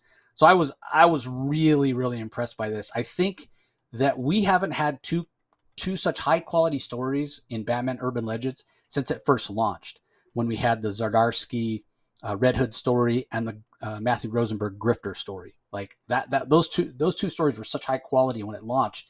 It was like must read, right? And Batman Urban Legends, it's gone up and down in quality of story, and sometimes you get one or two good ones or whatever. But I can't remember since those first 5-6 issues, because I think one of them was 5 parts and one was 6 parts when it first launched. But there haven't been two quality stories in Batman Urban Legends, two stories of this high quality since those first 5-6 issues. So I thought this was absolutely fantastic. The only thing that negative I can say about that Castle Arkham story is it's only one part. But I imagine, based on how the reception goes, that we might get more. At least I'm hoping that we will, because it was fantastic. I mean, and one thing that gives me hope is they did that thing that DC does sometimes, where at the end of the story it says "the end?" ? So I thought it was really, really great. What do you think about these stories, Rocky? I enjoyed the same two you did. Although, I'll talk about them. First one is the Arkham I guess the Castle Arkham, which I think was wrongly named. It should have been called the Cult of the Laughing Moon. I think would have been a more cool name for it. It should have been an Huh. Elseworlds tale. Cult of the Laughing Moon. I mean, that's a Joker reference, and it's Yep. cool. This is an Elseworlds story. If this was in the '90s, this would have been an Elseworlds story. And Jim Zub, good on you, man. I love Commissioner Jordan St. James, Lady Vale, Lord Wayne, Lord Falcone, Lord Carmine, Julia Penningworth taking over for her Alfred Pennyworth, her father who died. So, uh, uh, I love this mythology that's been created, and this strange sort of blood, strange sort of liquid that seems to be possessing people. At first, I'm wondering, is it Lazarus liquid of some kind? But it's related to the Joker. I'm not really sure, but it seems to give rise to horrific creatures, all related to the Arkham Manor, which is, of course, led by this mysterious, you know, well, I imagine it's the Joker, but we don't. It's all surrounded in mystery. Arkham Manor seems to be powerful. There, Jim Zub hints at a larger narrative. There's the House Falcone, there's a House Wayne, and there's House Vale, and the various houses sort of in the city of Gotham are sort of vying for power, and they want to one day one of them. Lord Falcone, for example, wants to be as powerful as Arkham Manor. Well, what's so powerful about Arkham Manor? Well, we know that it's led in the basement. We got this cult of the Laughing Moon, or the cult of Smiles, whatever you want to call it. It's very interesting. We got Man Bat, who is also very, he's Professor Kirkland. He works in the forensic department, and he ultimately becomes this terror creature that is ultimately destroyed. But it's very well done. It's a teaser into this new world that I I I I would happily have bought this one shot if it was in an Elseworlds. Unfortunately, it's crammed in Batman Urban Legends that it's not going to get the audience that it deserves. And kudos to Jim Zub for writing it. So I quite enjoyed that. The Murder Club by writer Joya Esposito, artist Vasco Georgiev. I thought that was really good too. What's very interesting about the Murder Club is that it teases the return of Thomas and Martha Wayne at the end. It's quite interesting in terms of what exactly is going on there. As you said, in the Murder Club, Gotham City elites are being killed, but who's killing them and why? And how does Thomas and Martha Wayne suddenly make an appearance at the end of this? It's an interesting mystery. I'm surprised. I never expected. I never expected to be entertained by something written by Joey Esposito. He's impressed me. This is good. The art's fantastic. Vasco Georgiev. I agree. It's really good. I even enjoyed the story written by Nadia Shamus called My Son, art by Janoy Lindsay. It's basically it's a nice, touching story for those that love the relationship story between Green Arrow and Black Canary. If you want a good story about Talia, uh, uh, Talia visiting her son. This takes place after a period of time where Damian has been injured in while fighting with Batman, and Talia is there, and it's actually a good mother father moment. Talia is there; she's there because she loves her son, but she takes it out on Bruce, of course, and it's just a mother. It's about a mother's love for her son, and it's actually quite touching. Nightwing intervenes, tells Talia it's not Bruce's fault. Damian is who he is. Damian chose to be there. And this is a story about Talia respecting her mother, Talia respecting her son's decision to be with Bruce, but also angry and a little upset that, she had to let Damian go, but as a mother, she's got a mother's love. And it was a touching story. The story with you mentioned I don't have much to add with respect to your story. I think you said it all. It was very well done by sorry, Chris Chris Burnham's Burnham. story, part three. I thought that was well done. It's nice to see Alfred get some limelight here. We've got teasers of Alfred. Is he back or isn't he with Batman versus Robin? It's nice to see in the Pennyworth files Alfred getting his love, and Chris Burnham has done a good job of it's a good addition to this story. So, there's a lot of issues of Batman Urban Legends. This is issue 20. If you're gonna pick up if you're gonna spend the money, the $10 American, 13.50 Canadian, and buy a Batman Urban Legends, this might be one that you might want to pick up because it's one of the better ones. Yep, agreed. All right, up next we have the final issue of the Jurassic League, written by Juan Gedeon and Daniel Warren Johnson, art by Juan Gedeon, colors by Mike Spicer, letters by Ferran Delgado. This is another one that ends with a question mark, the end, ... question mark. We see the dinosaurs taking on basically the dinosaur version of Darkseid. There's a lot of action. It basically kind of by the numbers sort of story, which I sort of feel like was this whole thing. It's Justice League as dinosaurs. And if you think that idea is really, really cool, you're going to pick this up and you're going to like it. If you're kind of like me and it just makes you kind of shrug your shoulders, then at the end of this, you're not going to be surprised. It's nothing out of the ordinary, and some cool visuals, and you read it and you're like, okay, that was fine. That was 5 minutes of enjoyment or whatever, and then you're gonna forget about it. It's not anything super memorable. So for me, this whole series was just kind of okay. A little bit of fan service, I guess. If you like the idea of mashing up the classic superheroes of the DC universe with dinosaurs. Wonder Woman, Superman, Batman, Aquaman, Flash, Green Lantern. I will say that the one cover with Darkseid looking larger than life is pretty cool. that image is cooler than any image that we got in the entire series. So, what do you think of this, Rocky? Yeah, I share your sentiment about the cover. If I collect Darkseid covers, this is one where I definitely want to get my hands on because I think it might have a lower print run. So for a speculator alert, if you're a Darkseid fan, you might want to pick up this cover B to Jurassic League because it is gorgeous.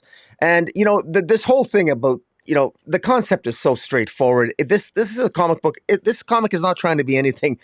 This is exactly as advertised. This is the Justice League as dinosaurs. We've talked about this before, and it's so much fun. Even cover A is fantastic. It shows. It looks like Darkseid's mouth about to swallow the dinosaur versions of Superman, Batman, and Wonder Woman, the Trinity.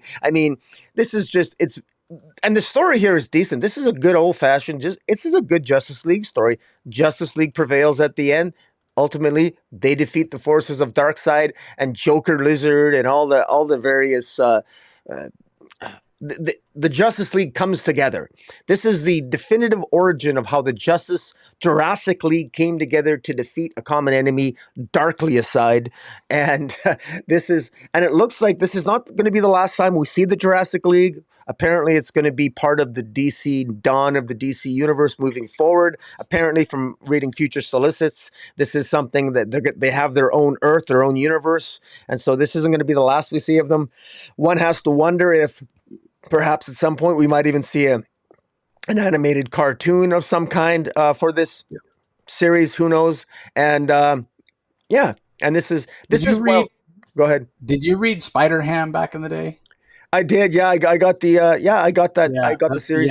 Marvel Tales, or the one shot. Man, I have one, and it's beat to hell because I got it when I was so young and shared it with my even younger brothers and sisters. Were probably like 5 or 6, and the cover's like practically falling off or whatever. But that's what this reminds me of, Yeah. Marvel Tales, you had obviously Peter Porker and Goose Rider and the Pun Fisher and whatever. Yeah, and that's what this reminds me of, honestly. Yeah, I'm not generally a fan of anthropomorphic characters myself, but every now and then it puts a smile on my face. So yeah, and as you said, this never tried to be anything but what it was advertised as. So yeah. All right, let's move on. We have Wonder Woman number 792, Feral Part 2, Michael W. Conrad and Becky Cloonan on the script, Marguerite Sauvage on art, Pat Brosso on letters. We talked a little bit last time about the Marguerite Sauvage interiors. I think she does a relatively reasonable job. I don't think the transitions in this particular issue are quite as good as they were in the last issue. I've talked before about her art feeling like a little bit like like a children's book art in terms of it's a bunch of static images that tell a story, but it's not, traditional comic art that gives us, a real sense of movement and storytelling. So it's, again, not quite as good, but it's still really, really strong. Everything is colored in kind of pinks and oranges, almost like a peach color. But it's a beautiful book to look at, regardless of that. The story itself, yeah, I think what it is about Cloonan and Conrad's Wonder Woman story that gets me is the narrative never feels like it's flowing really smoothly. It always feels like it's a little bit rushed trying to get to the next thing. Um, it's almost like their ideas of their story ideas are just a little bit too big for the amount of space that they have.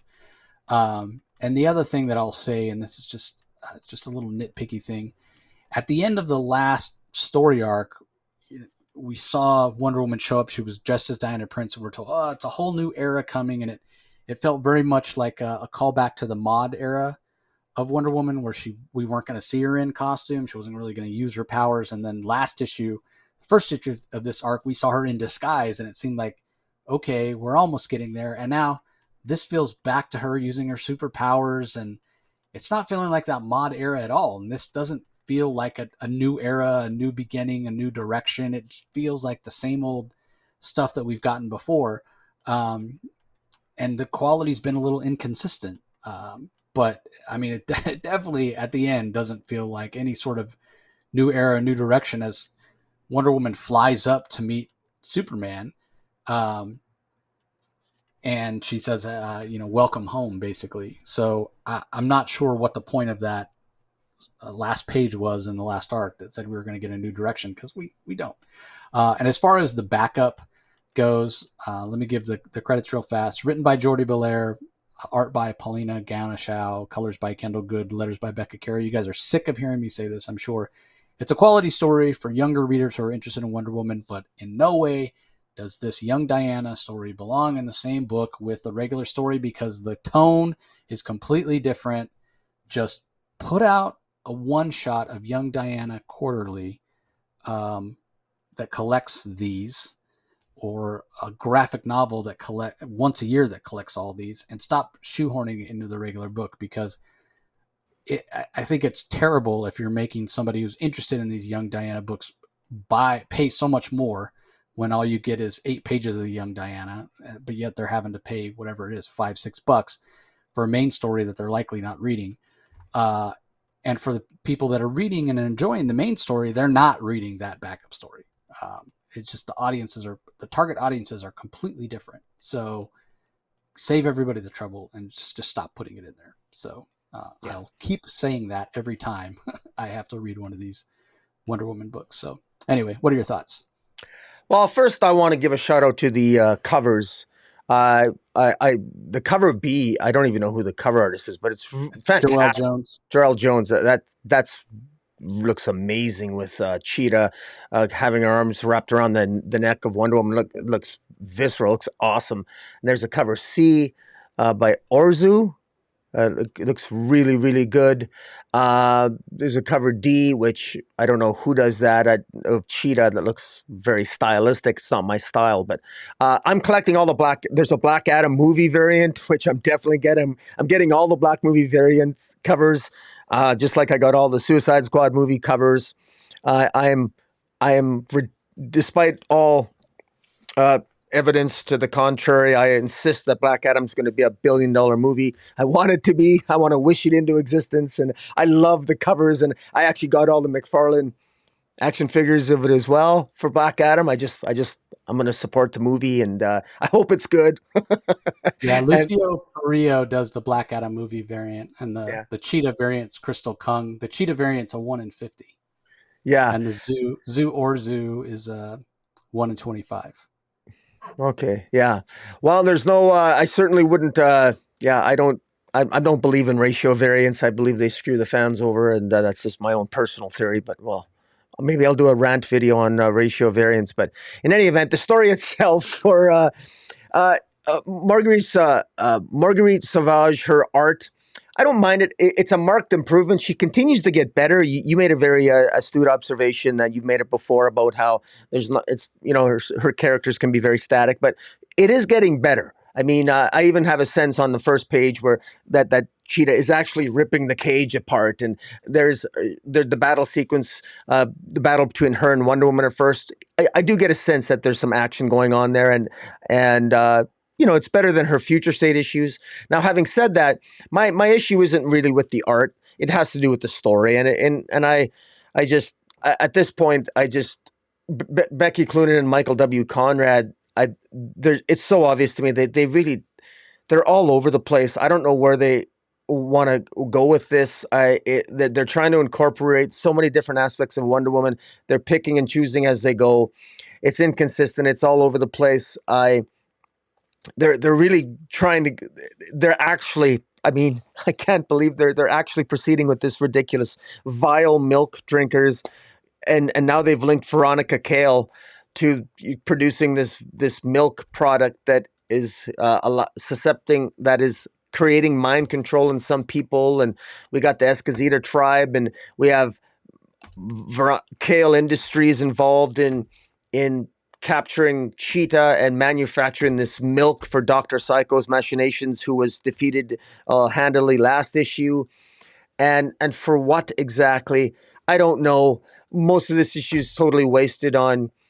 A lot of it's wasted on caring about the Cheetah. For the 1 millionth time, we got Wonder Woman actually thinking that it's not Cheetah's fault that she's a psychopathic killer, because she's always, it's always blame it on the god, her god that possessed her. And it doesn't matter what Cheetah does, how many people Cheetah kills, Wonder Woman will always endanger lives by trusting Cheetah, and that type of stupidity in storytelling. I'm sorry, but I'm sick and tired of it. Wonder Woman has to show some intelligence, and she's just not showing any here, in my opinion. But I mean, again, beautiful art, but just if you want to do something different, if you want to actually do something different, have Wonder Woman brutalize Cheetah and give her the beating that she deserves and throw her in prison. That would be something that would actually be, we get enough of the peaceful warrior, but I need a little bit more of Wonder Woman exercising a little bit of more common sense here instead of this nonsense. We get Ada Candy and her, I guess Ada Candy it's Clunrad telegraph things. And we have this purple-haired girlfriend of Etta Candy, who very obviously is going to end up betraying Etta Candy at some point. And that because of the purple hair. But then that leads into Cheetah wearing some black spandex, and it's going to be helping Wonder Woman defeat, I guess, whoever's making the milk. Wow. And then for some reason it ends with Wonder Woman greeting Superman up in space because Superman's returned, and the next issue promises to be a battle for the Watchtower, and I just don't care. Clunrad just don't understand Wonder Woman. I don't appreciate their handle of the character. It's not an exciting handle of the character. It's very, very insulting. And can you imagine if somebody wrote Lex Luthor? I mean, I love Veronica Kale as a villain, but can you imagine if somebody wrote a Lex Luthor storyline where his master plan was to produce a lot of milk and have a lot of people drink some milk? I mean, come on. What just put a little bit more thought into this. I mean, it becomes, it's funny. I mean, I agree with you about the backup, for example. It's young Diana in the backup. It's not appropriate for this comic, but at some point, the insultingly low intelligent level of the writing of the main storyline is probably it's actually below. It's a better story being told in young Diana, to be clear. It's a younger story, but make no mistake, the story is infinitely better in terms of quality for young Diana than it is in the main storyline because it knows its audience. But this one is all over the place, and I'm just, I should have saved that for a rant for a separate video. But I'm not enjoying this. I love the covers of Wonder Woman, but it's pretty sad that consistently with Wonder Woman we have to hope for a good cover because we know the story is not going to be very good. But wait, so you didn't wait? I just want to so you didn't like. Okay. Yeah, exactly. Got it. Got it. All right. Don't run into Conrad at a show. Yeah, Doesn't like bad reviews. yeah. All right. Let's move on. We have the DC Halloween anthology called DC Terrors Through Time. 8 stories here. There's a Phantom Stranger story written by Paul Levitz, art by Raul Fernandez, colors by Santi Arcus, letters by Josh Reed. Super Sun story called Trick or Treat, written by Sholly Fish, art by Luciano Vecchio, colors by Wendy Broom, letters by Wes Abbott. Gotham City Siren story, The Poyu Promise, written and illustrated by Peter Nguyen, letters by Wes Abbott. There's a Swamp Thing story called Half-Life, written by Zach Thompson, art by Andy McDonald, colors by Mike Spicer, letters by Becca Carey. A JSA story written by Charles Skaggs, art by Tom Mandrake, colors by Justin Prokowicz, letters by Josh Reed. A Green Lantern story called The New Darkness, written by Jeremy Hahn, art and colors by Juan Doe, letters by Anworld Design. Etrigan story written by Matthew Levine, art by Jorge Corona, colors by Sarah Stern, and letters by Travis Lanham. And finally, a Damien and Deadman story written by Tim Seeley, art by Kelly Jones, colors by Michelle Madsen, letters by Rob Lee. I'm going to go through them super fast. Phantom Stranger story by Paul Levitz I thought was okay. If you don't know who Phantom Stranger is, it gives you a good sense of his characterization and shows that DC has sort of squandered Phantom Stranger over the years. He rarely has a solo series, and when he does, it doesn't seem to sell very well. He's such a powerful character. Nobody's ever really kind of defined him, right? There's no, this is the Phantom Stranger series or the Phantom Stranger story that epitomizes the character. And if somebody wants to know who he is, go read this story, right? There just isn't that for Phantom Stranger. And he's been around so long, it's sort of strange that, no pun intended, that hasn't happened. So I don't know. Maybe it's coming. I don't know. The Super Sun story, I thought Sholly Fish did a fantastic job of capturing the feel of the old school Super Sons before John Kent was aged up. And the Vecchio art is spot on, beautiful. Gotham City Sirens, Puyo Promise. I didn't care for the art. The art felt very choppy, which sort of makes sense based on Peter Nguyen's style. But the story itself also felt really choppy. I felt the same way about the Swamp Thing story. And I went from Gotham City Sirens, which felt choppy, to Swamp Thing, which also felt choppy, like I was missing parts of the story. And it reminded me how hard it is sometimes to tell a story in an anthology when you have such a limited space. Zach Thompson in the Swamp Thing story uses a lot of dialogue boxes, exposition boxes to try to cover it, cover up that choppiness, but it didn't really work. The Justice Society story was just kind of meh. It didn't seem to have a purpose. It was just kind of okay. The Green Lantern story I thought was interesting, also over really quickly and didn't feel like a complete story, but we got introduced to a couple of new lanterns. One of them, Carvon, is a hybrid. He's got a green ring and a red ring, which I thought was a really cool idea. And I was like, wait, has this guy showed up before? I went and Googled, looked all over. I think it's his first appearance, so speculator alert. Um, but then they kill him. They kill him. I'm like, you had this fantastic. I mean, maybe he's dead. Like, it's a comic book, so maybe he's not. But it was so interesting, and then he's gone. Like, I want more of that. I'd like to learn more about who Carvon is. Possibly interesting. The Etrigan story, I feel kind of the same way I feel about the Phantom Stranger when it comes to the demon. It's got Jorge Corona art, which we've talked at length in the Batgirls reviews we've given, how I just don't really feel his work suits superhero. And you could say, well, this isn't really superhero, it's more horror. We could debate that, but yeah, I wasn't a big fan of the art choice there. And then I'm not a big Kelly Jones guy either. But at least you know what to expect with Kelly Jones. So, and I'm a fan of Deadman, but like I was alluding to earlier when I was talking about Damian being possessed by the demon Nezha, Batman versus Robin. Here we go again at the end of the story with Deadman, finding out something about Damian, who has some evil entity or what have you has a claim on Damian's soul, and it was even enough to frighten Deadman. And I had to roll my eyes. Oh, here we go again. And it's not really surprising because Tim Seeley is one of the writers who has leaned into that with Damian, and he in previous issues of Batman Urban Legends has written Damian, the Batman 666 and what have you. So wasn't a big surprise.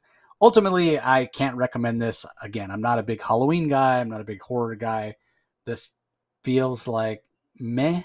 Um, and all that being said, I didn't buy this. I didn't order it. I wasn't planning on picking it up, but I do like that idea of that red and green lantern, and it is his first appearance. So I was like, do I pick this up for speculation purposes for $10? Probably not. I'll worry about it if he shows up again at some point. But yeah, again, I know this is not for me. I kind of went in it. I went into it knowing it wasn't for me, and it didn't disappoint me in that it was exactly what I expected it to be. So, any of the stories you want to comment on? The Haunting of Wayne Manor by Tim Seeley. I often Tim Seeley has always been a writer that has always uh, he's never I've he's never blown me away. But I liked his Superman v Lobo. That was his favorite. His favorite thing he's ever written, in my eyes, was Superman v Lobo. And I liked his collaboration here with Kelly Jones because I love Kelly Jones art.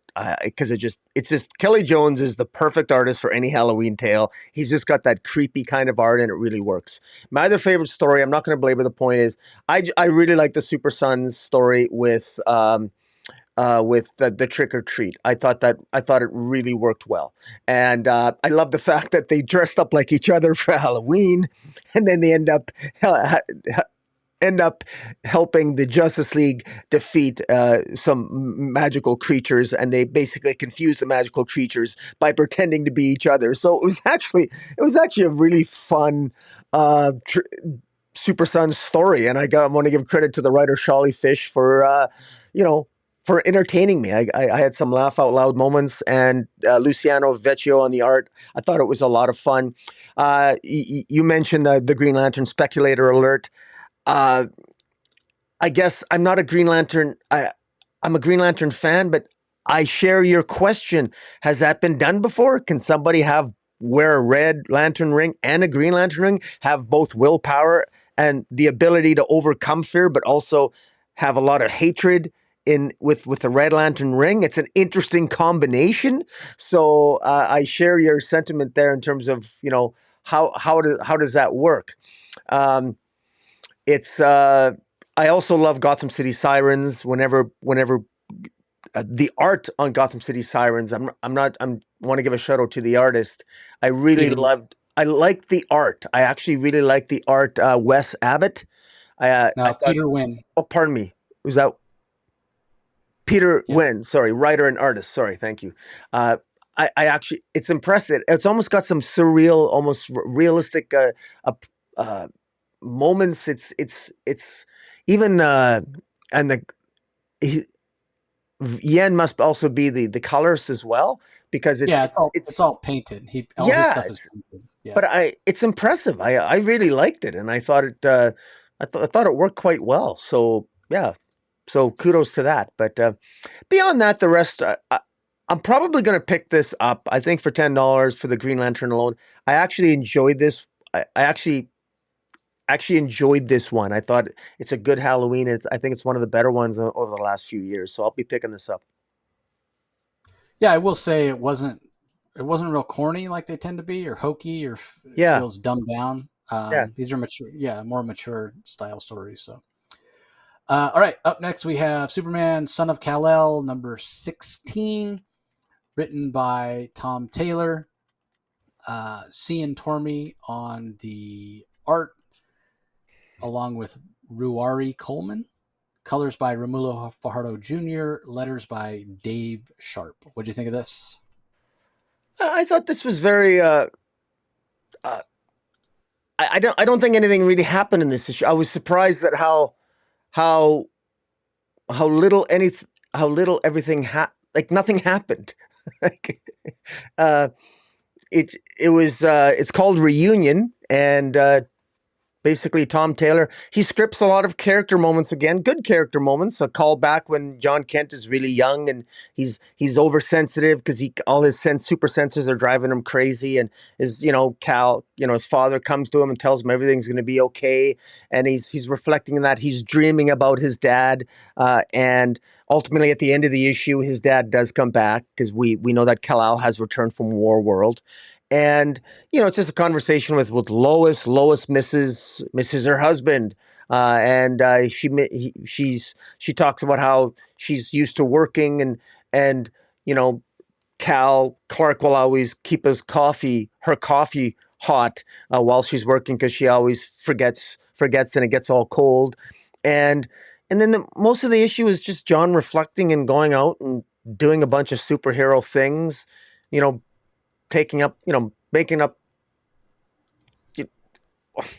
just stopping crime and reflecting, and that the bulk of the issue, and then you get into the main stoppage or the main battle that John Kent engages in. He stops Gorilla Grodd, who is Ultra Humanite. oh, pardon, I apologize, Ultra Humanite, an attempted prison break because his nullifiers that prevent him from using his powerful telepathy have been cut off by some other unknown villain, but he stops him, and then lo and behold, John just realizes that his dad's returned, and there's a real nice moment between father and son, and then it's revealed that there's this person here who wants to make, is really upset, and is really upset with what John did by freeing the people of Gomorrah, and you know implying that he really doesn't like John Kent and doesn't like what he stands for, and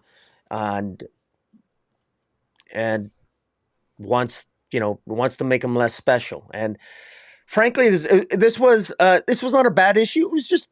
It felt like filler to me.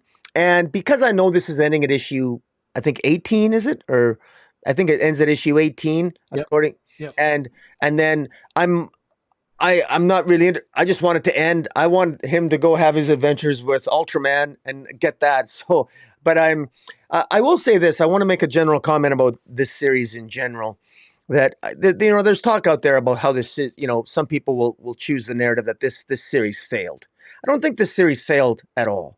Now, we can sit here and we can debate semantics about, well, the sales could have been better.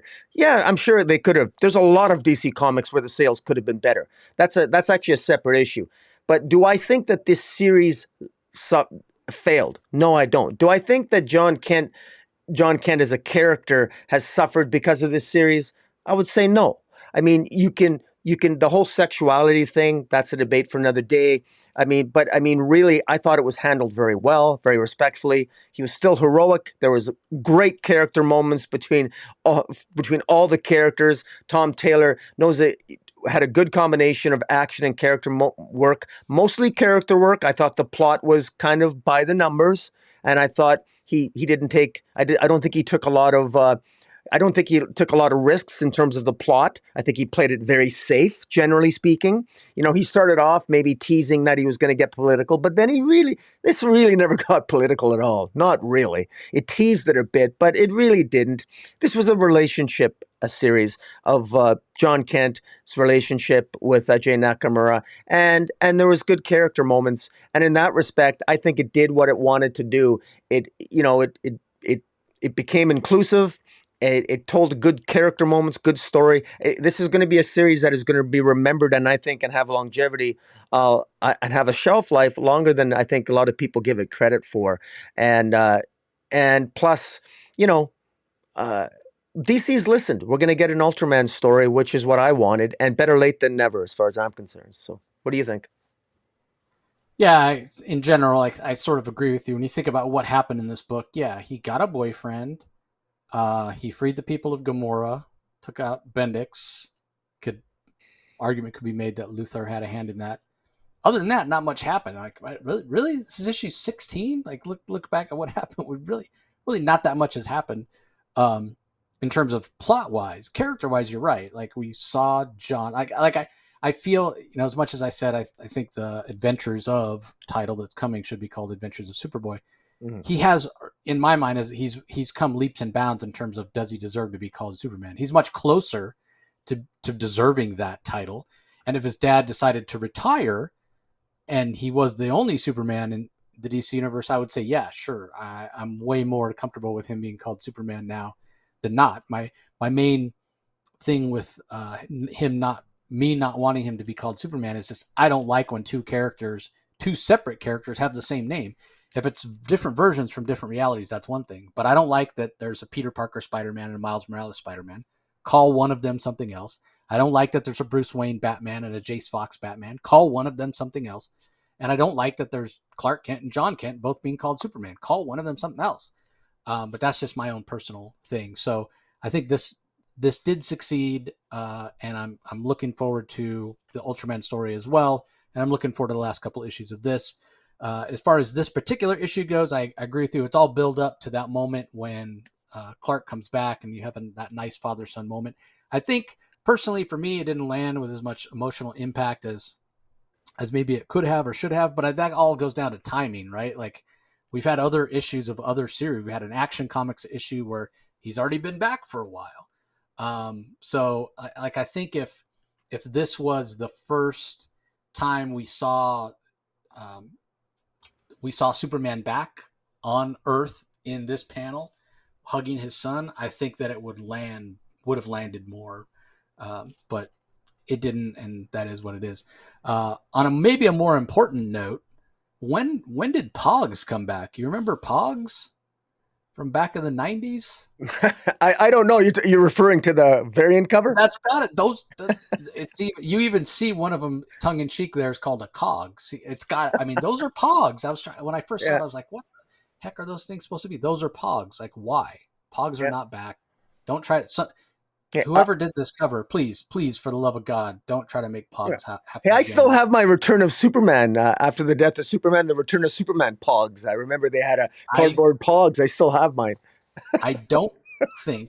In fact, I'm sure I never spent a single cent on a Pog, nor do I own any Pogs. Had younger brothers and sisters that had some, but oh my God, they were little tiny pieces of cardboard for those that don't know, and put a little piece of foil on it or whatever, and charge many dollars. Like it was a bigger ripoff than Beanie Babies. So yeah, Pogs, horrible thing from the 90s. If you're not familiar with what it is, for the love of God, go Google it, and then you'll want to burn your eyes out. All right. Up next, we have Batgirls number 11. Boy, written by Becky Cloonan and Michael W. Conrad, Neil Gouge on art, Scott Godlewski handles some inks and finishes, Wayne Faulkner also helping with inks, and then Rico Renzi on colors, Becca Carey on letters. Man, the art here was really inconsistent. I guess Gouge just didn't have time to finish it. But this art is rough. There was one particular panel where we get a side view of Stephanie Brown, and it pulled me out of the story so bad.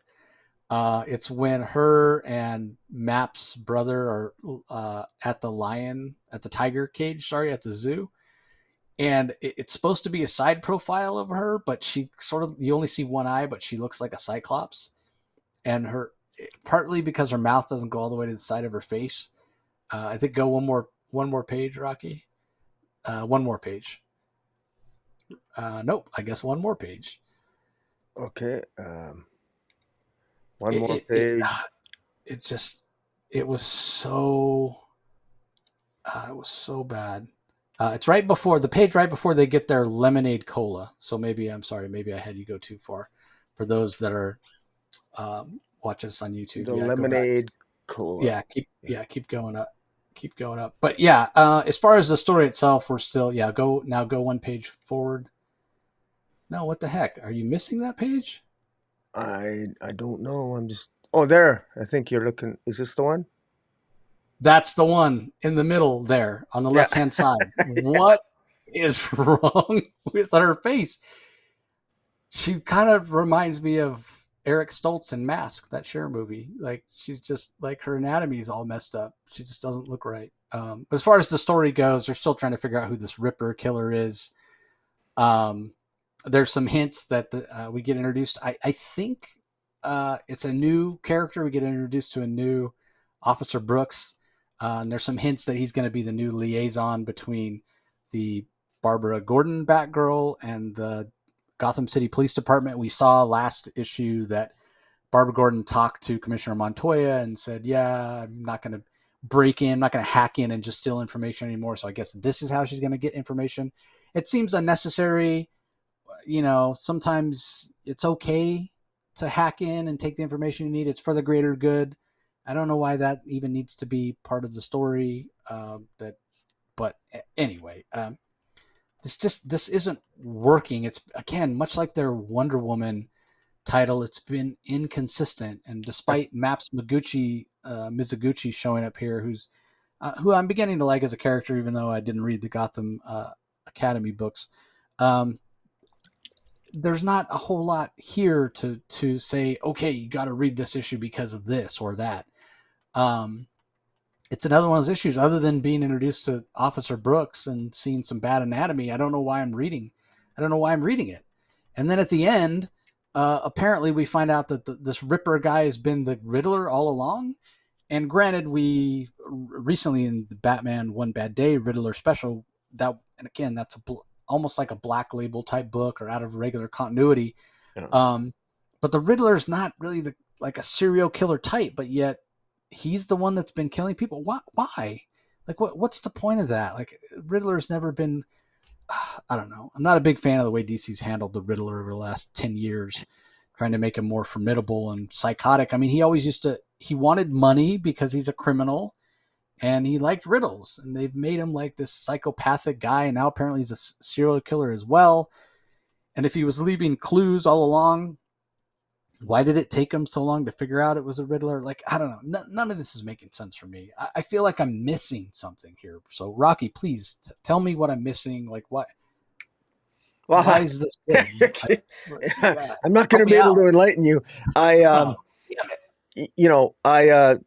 Look, I've been hard on Becky Cloonan and Michael W. Conrad on Wonder Woman, but I've always said Batgirls was not written for me, and it still isn't. But I'm a Becky Cloonan fan of her writing of Gotham Academy, and I like Maps Mizuguchi. I've always butchered her name, but I like to see that inclusion here. I actually do think that artistically, I agree with you on the art. I'm frustrated with the art because it, Gotham Academy actually had a very specific artistic style, and it was Carl Ketchel, wasn't it? Yeah, Carl Kerschel, yeah. Carl Kerschel, yeah. And so I'm so used to that, so it's a little bit jarring to see this different styles for Maps. But I'm not going to be able to enlighten you on the story here. I don't. This story's it's not been very compelling to me, and I'll be honest. This style of art takes me out of this. I still have a very hard time getting into this story because this feels like I'm reading for the same reason I don't even bother to read Young Diana, because it's just written for a younger audience. This is clearly drawn for a younger audience, and yet, again, the same thing. I've said this before. So it's hard for me to get into it. But having said that, no, it's not a bad story. Riddler's the one that ends up being the bad guy here. It's just, this is such an eclectic mix of small, like, teenage emotions and silliness with ridiculously significant subject matters of a serial killer with and it's just, there's something about it. It just doesn't feel right. And I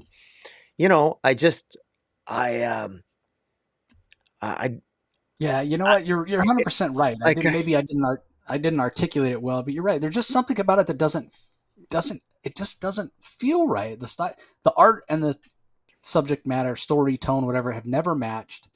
And yeah, it doesn't feel right. And even when the Riddler shows up, that at the end, that doesn't feel right either. Like, this wasn't.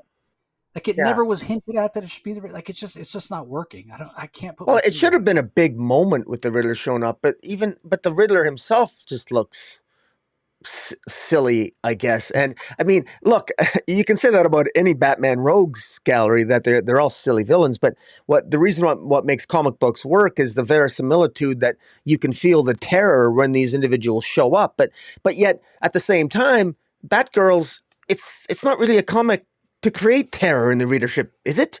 It's written for a particular demographic, right?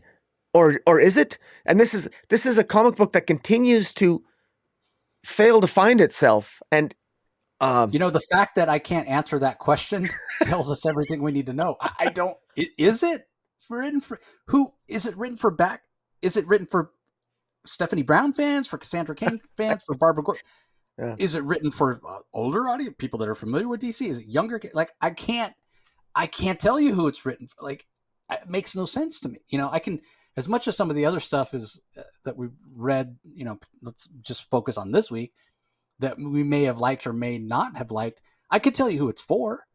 You know, I could tell you who it appealed. Like the Batman Incorporated. That's for people who are familiar with Batman, but don't necessarily need to know anything about Batman or any of the goings on at the DC in the DC universe right now. yeah, Who is Batman and versus Robin written for? yeah, Well, that's for fans of Damian Wayne, people who read the Robin series, people who have been keeping up with the regular Batman series, people who have been following Joshua Williamson's work. Like I can tell you those things. yeah. I can't. I have no idea who this Batgirl book is for. No, Yeah. no clue. And the thing is, and I hate, and I'm going to apologize to people listening right now, because I'm going to play script doctor for a second, and that's unfair if I'm reviewing a comic. But just playing script doctor, we're dealing with Cassandra Cain, the greatest assassin, arguably on par or better than Batman, better than Lady Shiva, who really is supposed to really, her first language is the language of motion, not the English language. Uh, she shouldn't be talking like a teenager. I'm sorry, she shouldn't be talking and intermingling with Stephanie Brown as if she's just another teenager. Meanwhile, Stephanie Brown is royally screwed up. She's got a dysfunctional father, Clue Master. She's royally screwed up. She's got self-esteem issues because she's not as good. She's genuinely not only she's not as good as any other member of the Bat family. She knows it and she feels it, and it affects the way but you never get that really. You don't get enough of that here. And plus, Barbara Gordon's in here. Barbara Gordon's going to end up marrying Nightwing at some point. And so Barbara Gordon's in here. So I can't believe we have a Batgirls comic with all three Batgirls. And this feels, it doesn't feel, I don't feel the gravitas that I'm reading about three cool members of the Batman family. Batgirls has never felt so weak and uneventful. And frankly, just this is lacking any degree of gravitas for any of the characters. It's not focusing. We're not getting any character focus on Cassandra Cain. We're not getting any character focus on Stephanie Brown. We're not getting any character insights into Barbara Gordon. And so why is this called Batgirls beyond the fact that it just happens to star three women that have the mantle? And that's where this falls apart for me. And until it finds itself and figures itself out, that criticism is going to remain. And this remains one of the most disappointing DC comic books of the last year, in my mind. I'm sorry to say. Yeah, and I'd have no big investment in Stephanie Brown. I would be more interested in learning more about her if she's a little more interesting. But if you tell me you're going to have a Batgirls book and it's going to have Barbara Gordon and Cassandra Cain in it, I'm in, right? Like I like Barbara Gordon, and I'm a huge fan of Cass. But we're not getting any versions of them that that made me fall in love with them in the first place. These are just different versions of them. And again, maybe this book just isn't for us. So anyway, let's move on to the last book we're going to talk about in detail. I Am Batman, issue number 14. This is written by John Ridley. We've got art by Christian Doucet and Tom Derenick. Rex Locus and Romulo Fajardo Jr. handle the colors. Troy Petrie on letters. The Right Question finale. What'd you think?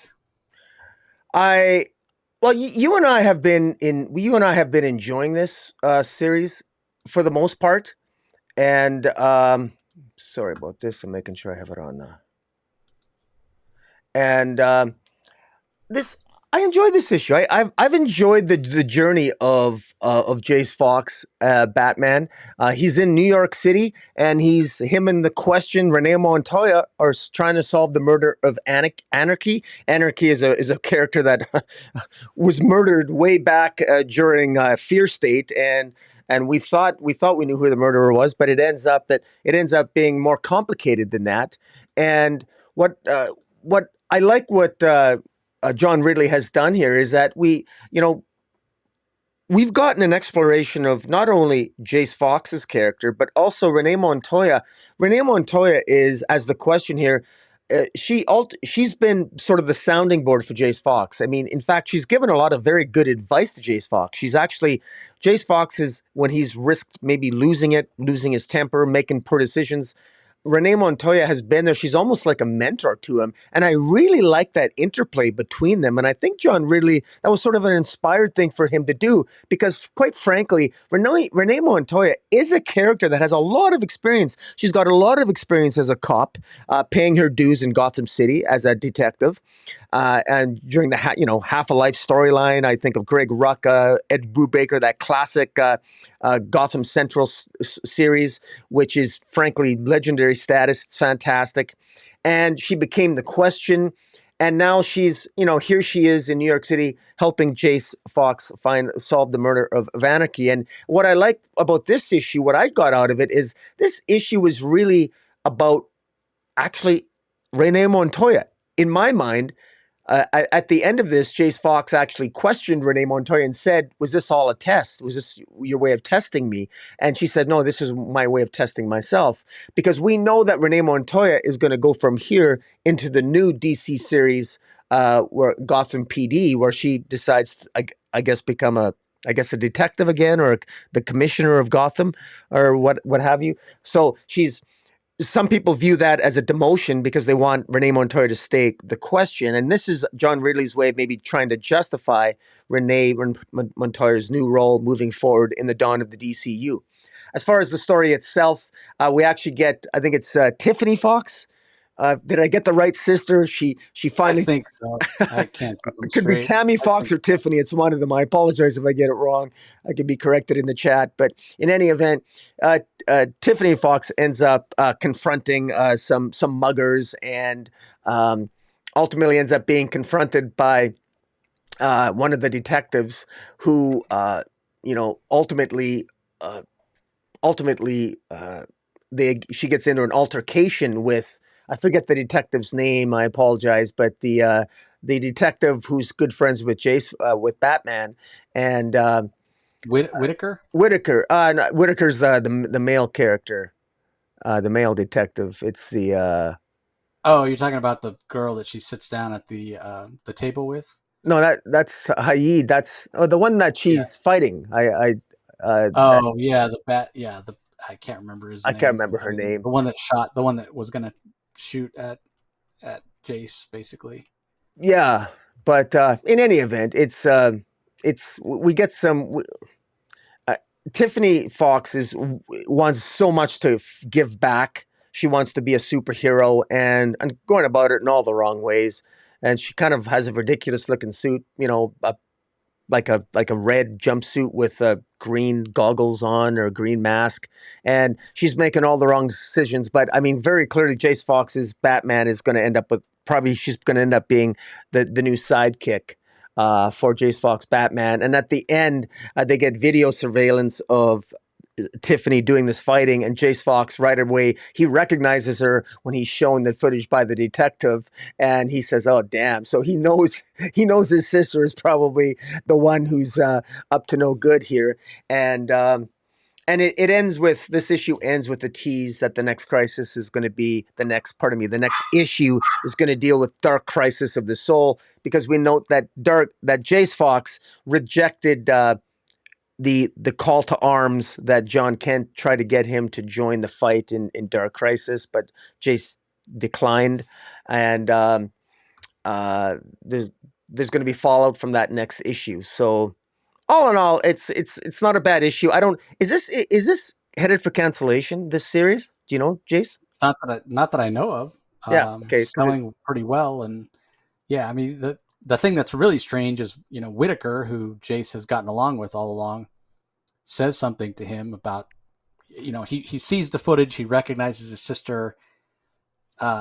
As Detective Chubb is walking away, she senses that, hey, you're holding out on me, you better. And then Whitaker kind of confronts Jace about that, and then Jace just flies off the handle, beats the crap out of him, and Chubb's like kneeling down next to her partner, going, I don't know, like, you just attacked him, I don't know if he's going to survive.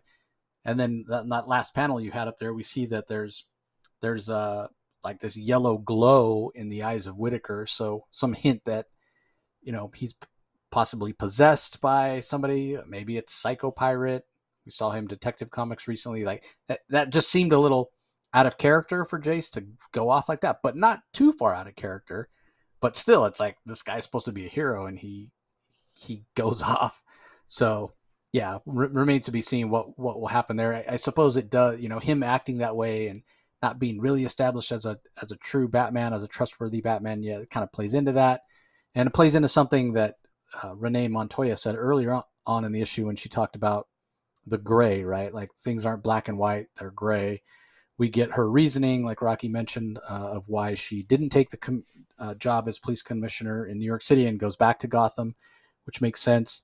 The only complaint I had about the issues is it feels a little choppy from the beginning of the issue with the resolution to the anarchy thing. Like, it's been the whole focus of investigation since Jace has been in New York. Who's the guy behind the killing of this activist, Danny, whatever his name is? Who's behind the killing of Anarchy? And then it's resolved in like the first couple panels of this issue. We're just told, like, so that felt like, okay, the story's gone on long enough. John really just wants to finish that. And it felt like more like a story beat that should have been at the end of an issue. Instead, it's like right at the beginning. And then we get like a bunch of sort of political stuff, a bunch of maneuvering things around. One of these soap opera issues, honestly, like I've talked before about how the I Am Batman, the whole Jace Fox storyline feels like, Empire on Fox, this nighttime soap opera starring the Fox family. I say Empire on Fox, I mean the Fox TV network, not like the Lucius Fox family. But this Lucius Fox family, this feels like a soap opera. So you are going to have these issues, or those issues where it is a bunch of talking and there's not that much action, and you're kind of maneuvering people around and setting things up going forward. But I sort of question I think, even though we had that resolution early on and then had a bunch of follow up from it, you could have put that you could have had, I mean, the follow up wasn't necessarily predicated on the fact that they solved the mystery. You could have had that conversation that Nadia and I think her name's Nadia, right? Like the Question and whoever the Middle Eastern girl is that Jace clearly still has feelings for.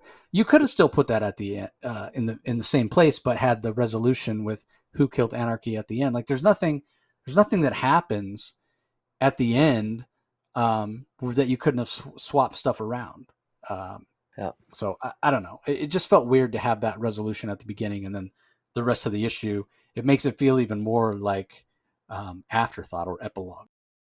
So again, I think it could have worked better if again, not to play script doctor, but I think just the pacing, and maybe it's just a matter of having an editor with a little more experience. I'm not even sure who the editor is on this book, to be honest with you, but yeah, I just think it could have been done a little bit better. So it felt weird. It makes the rest of that issue, after the revelation of who killed Anarchy and they're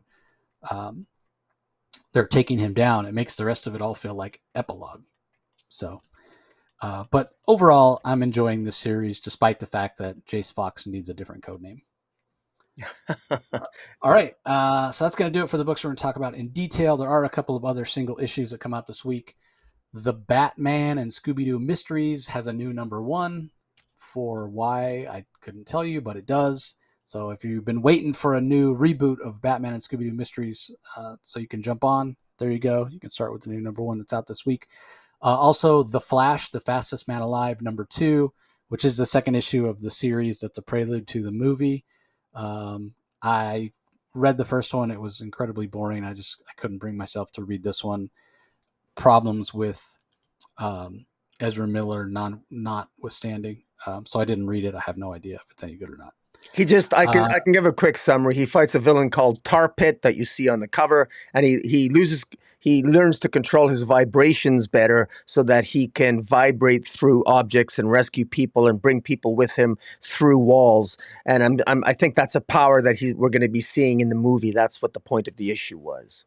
Gotcha. If you go see, I have mixed feelings about whether I'm going to go see that movie or not.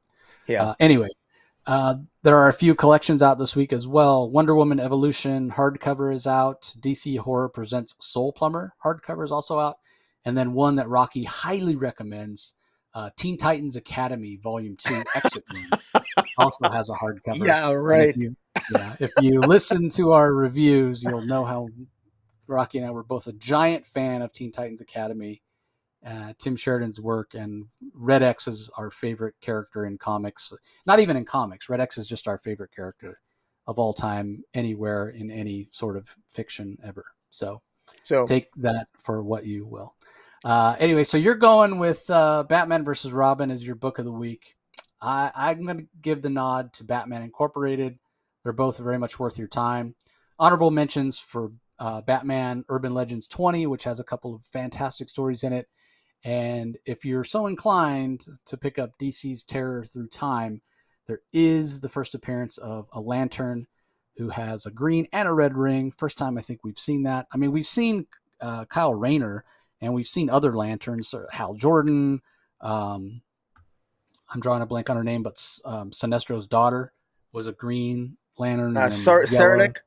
Yeah, Saranac. Yep, Saranac. That's it. That's what it is. So we've seen Lanterns wear different colored rings, but I don't think we've ever seen one wear two rings at the same time. Not even Kyle Rayner. So speculation alert if you want to pick up that issue. And that's going to do it for this episode. Anything you want to tease or let people know about that you've had released recently, Rocky? Well, I just every week I do my indie comic review with Jim at Weird Science. We reviewed some comic books actually just this past week, but some newer issues, Teenage Mutant Ninja Turtles, and there was Joshua Williamson's Dark Ride #1 was really good. We both gave it a 9.5 out of 10. It was, we were very pleased to give Joshua Williamson a nod because we were as disappointed as we have been with Dark Crisis. Dark Ride is absolutely fantastic as an opening issue, and so we're hopeful he's gonna continue to be so well. It's the same creative team as on Birthright with Andre Breslin, and I think Adriana Lucas on the color. So it was very well done. Yeah, I love that book. That was my book of the week last week. If you listen to my New Comics Wednesday episode, if you're not aware of Bad Idea, we've covered some of their books on here before. They have a Kickstarter going on right now. If you don't have any Bad Idea books, you can get the entire run, as well as hardcover. They don't typically do collected editions, but anyway, you can hear about it. I interviewed them live from the floor of New York Comic Con before it kicked off on Thursday. You can go check out the video. It's on my Comic Source YouTube channel if you want to check that out, or just listen on the regular audio only podcast. Don't forget, if you do listen to us audio only, to go and subscribe to Rocky's channel so you can see our smiling faces and check out the art as we're talking about these books. Just go to YouTube, do a search for Comic Space Boom !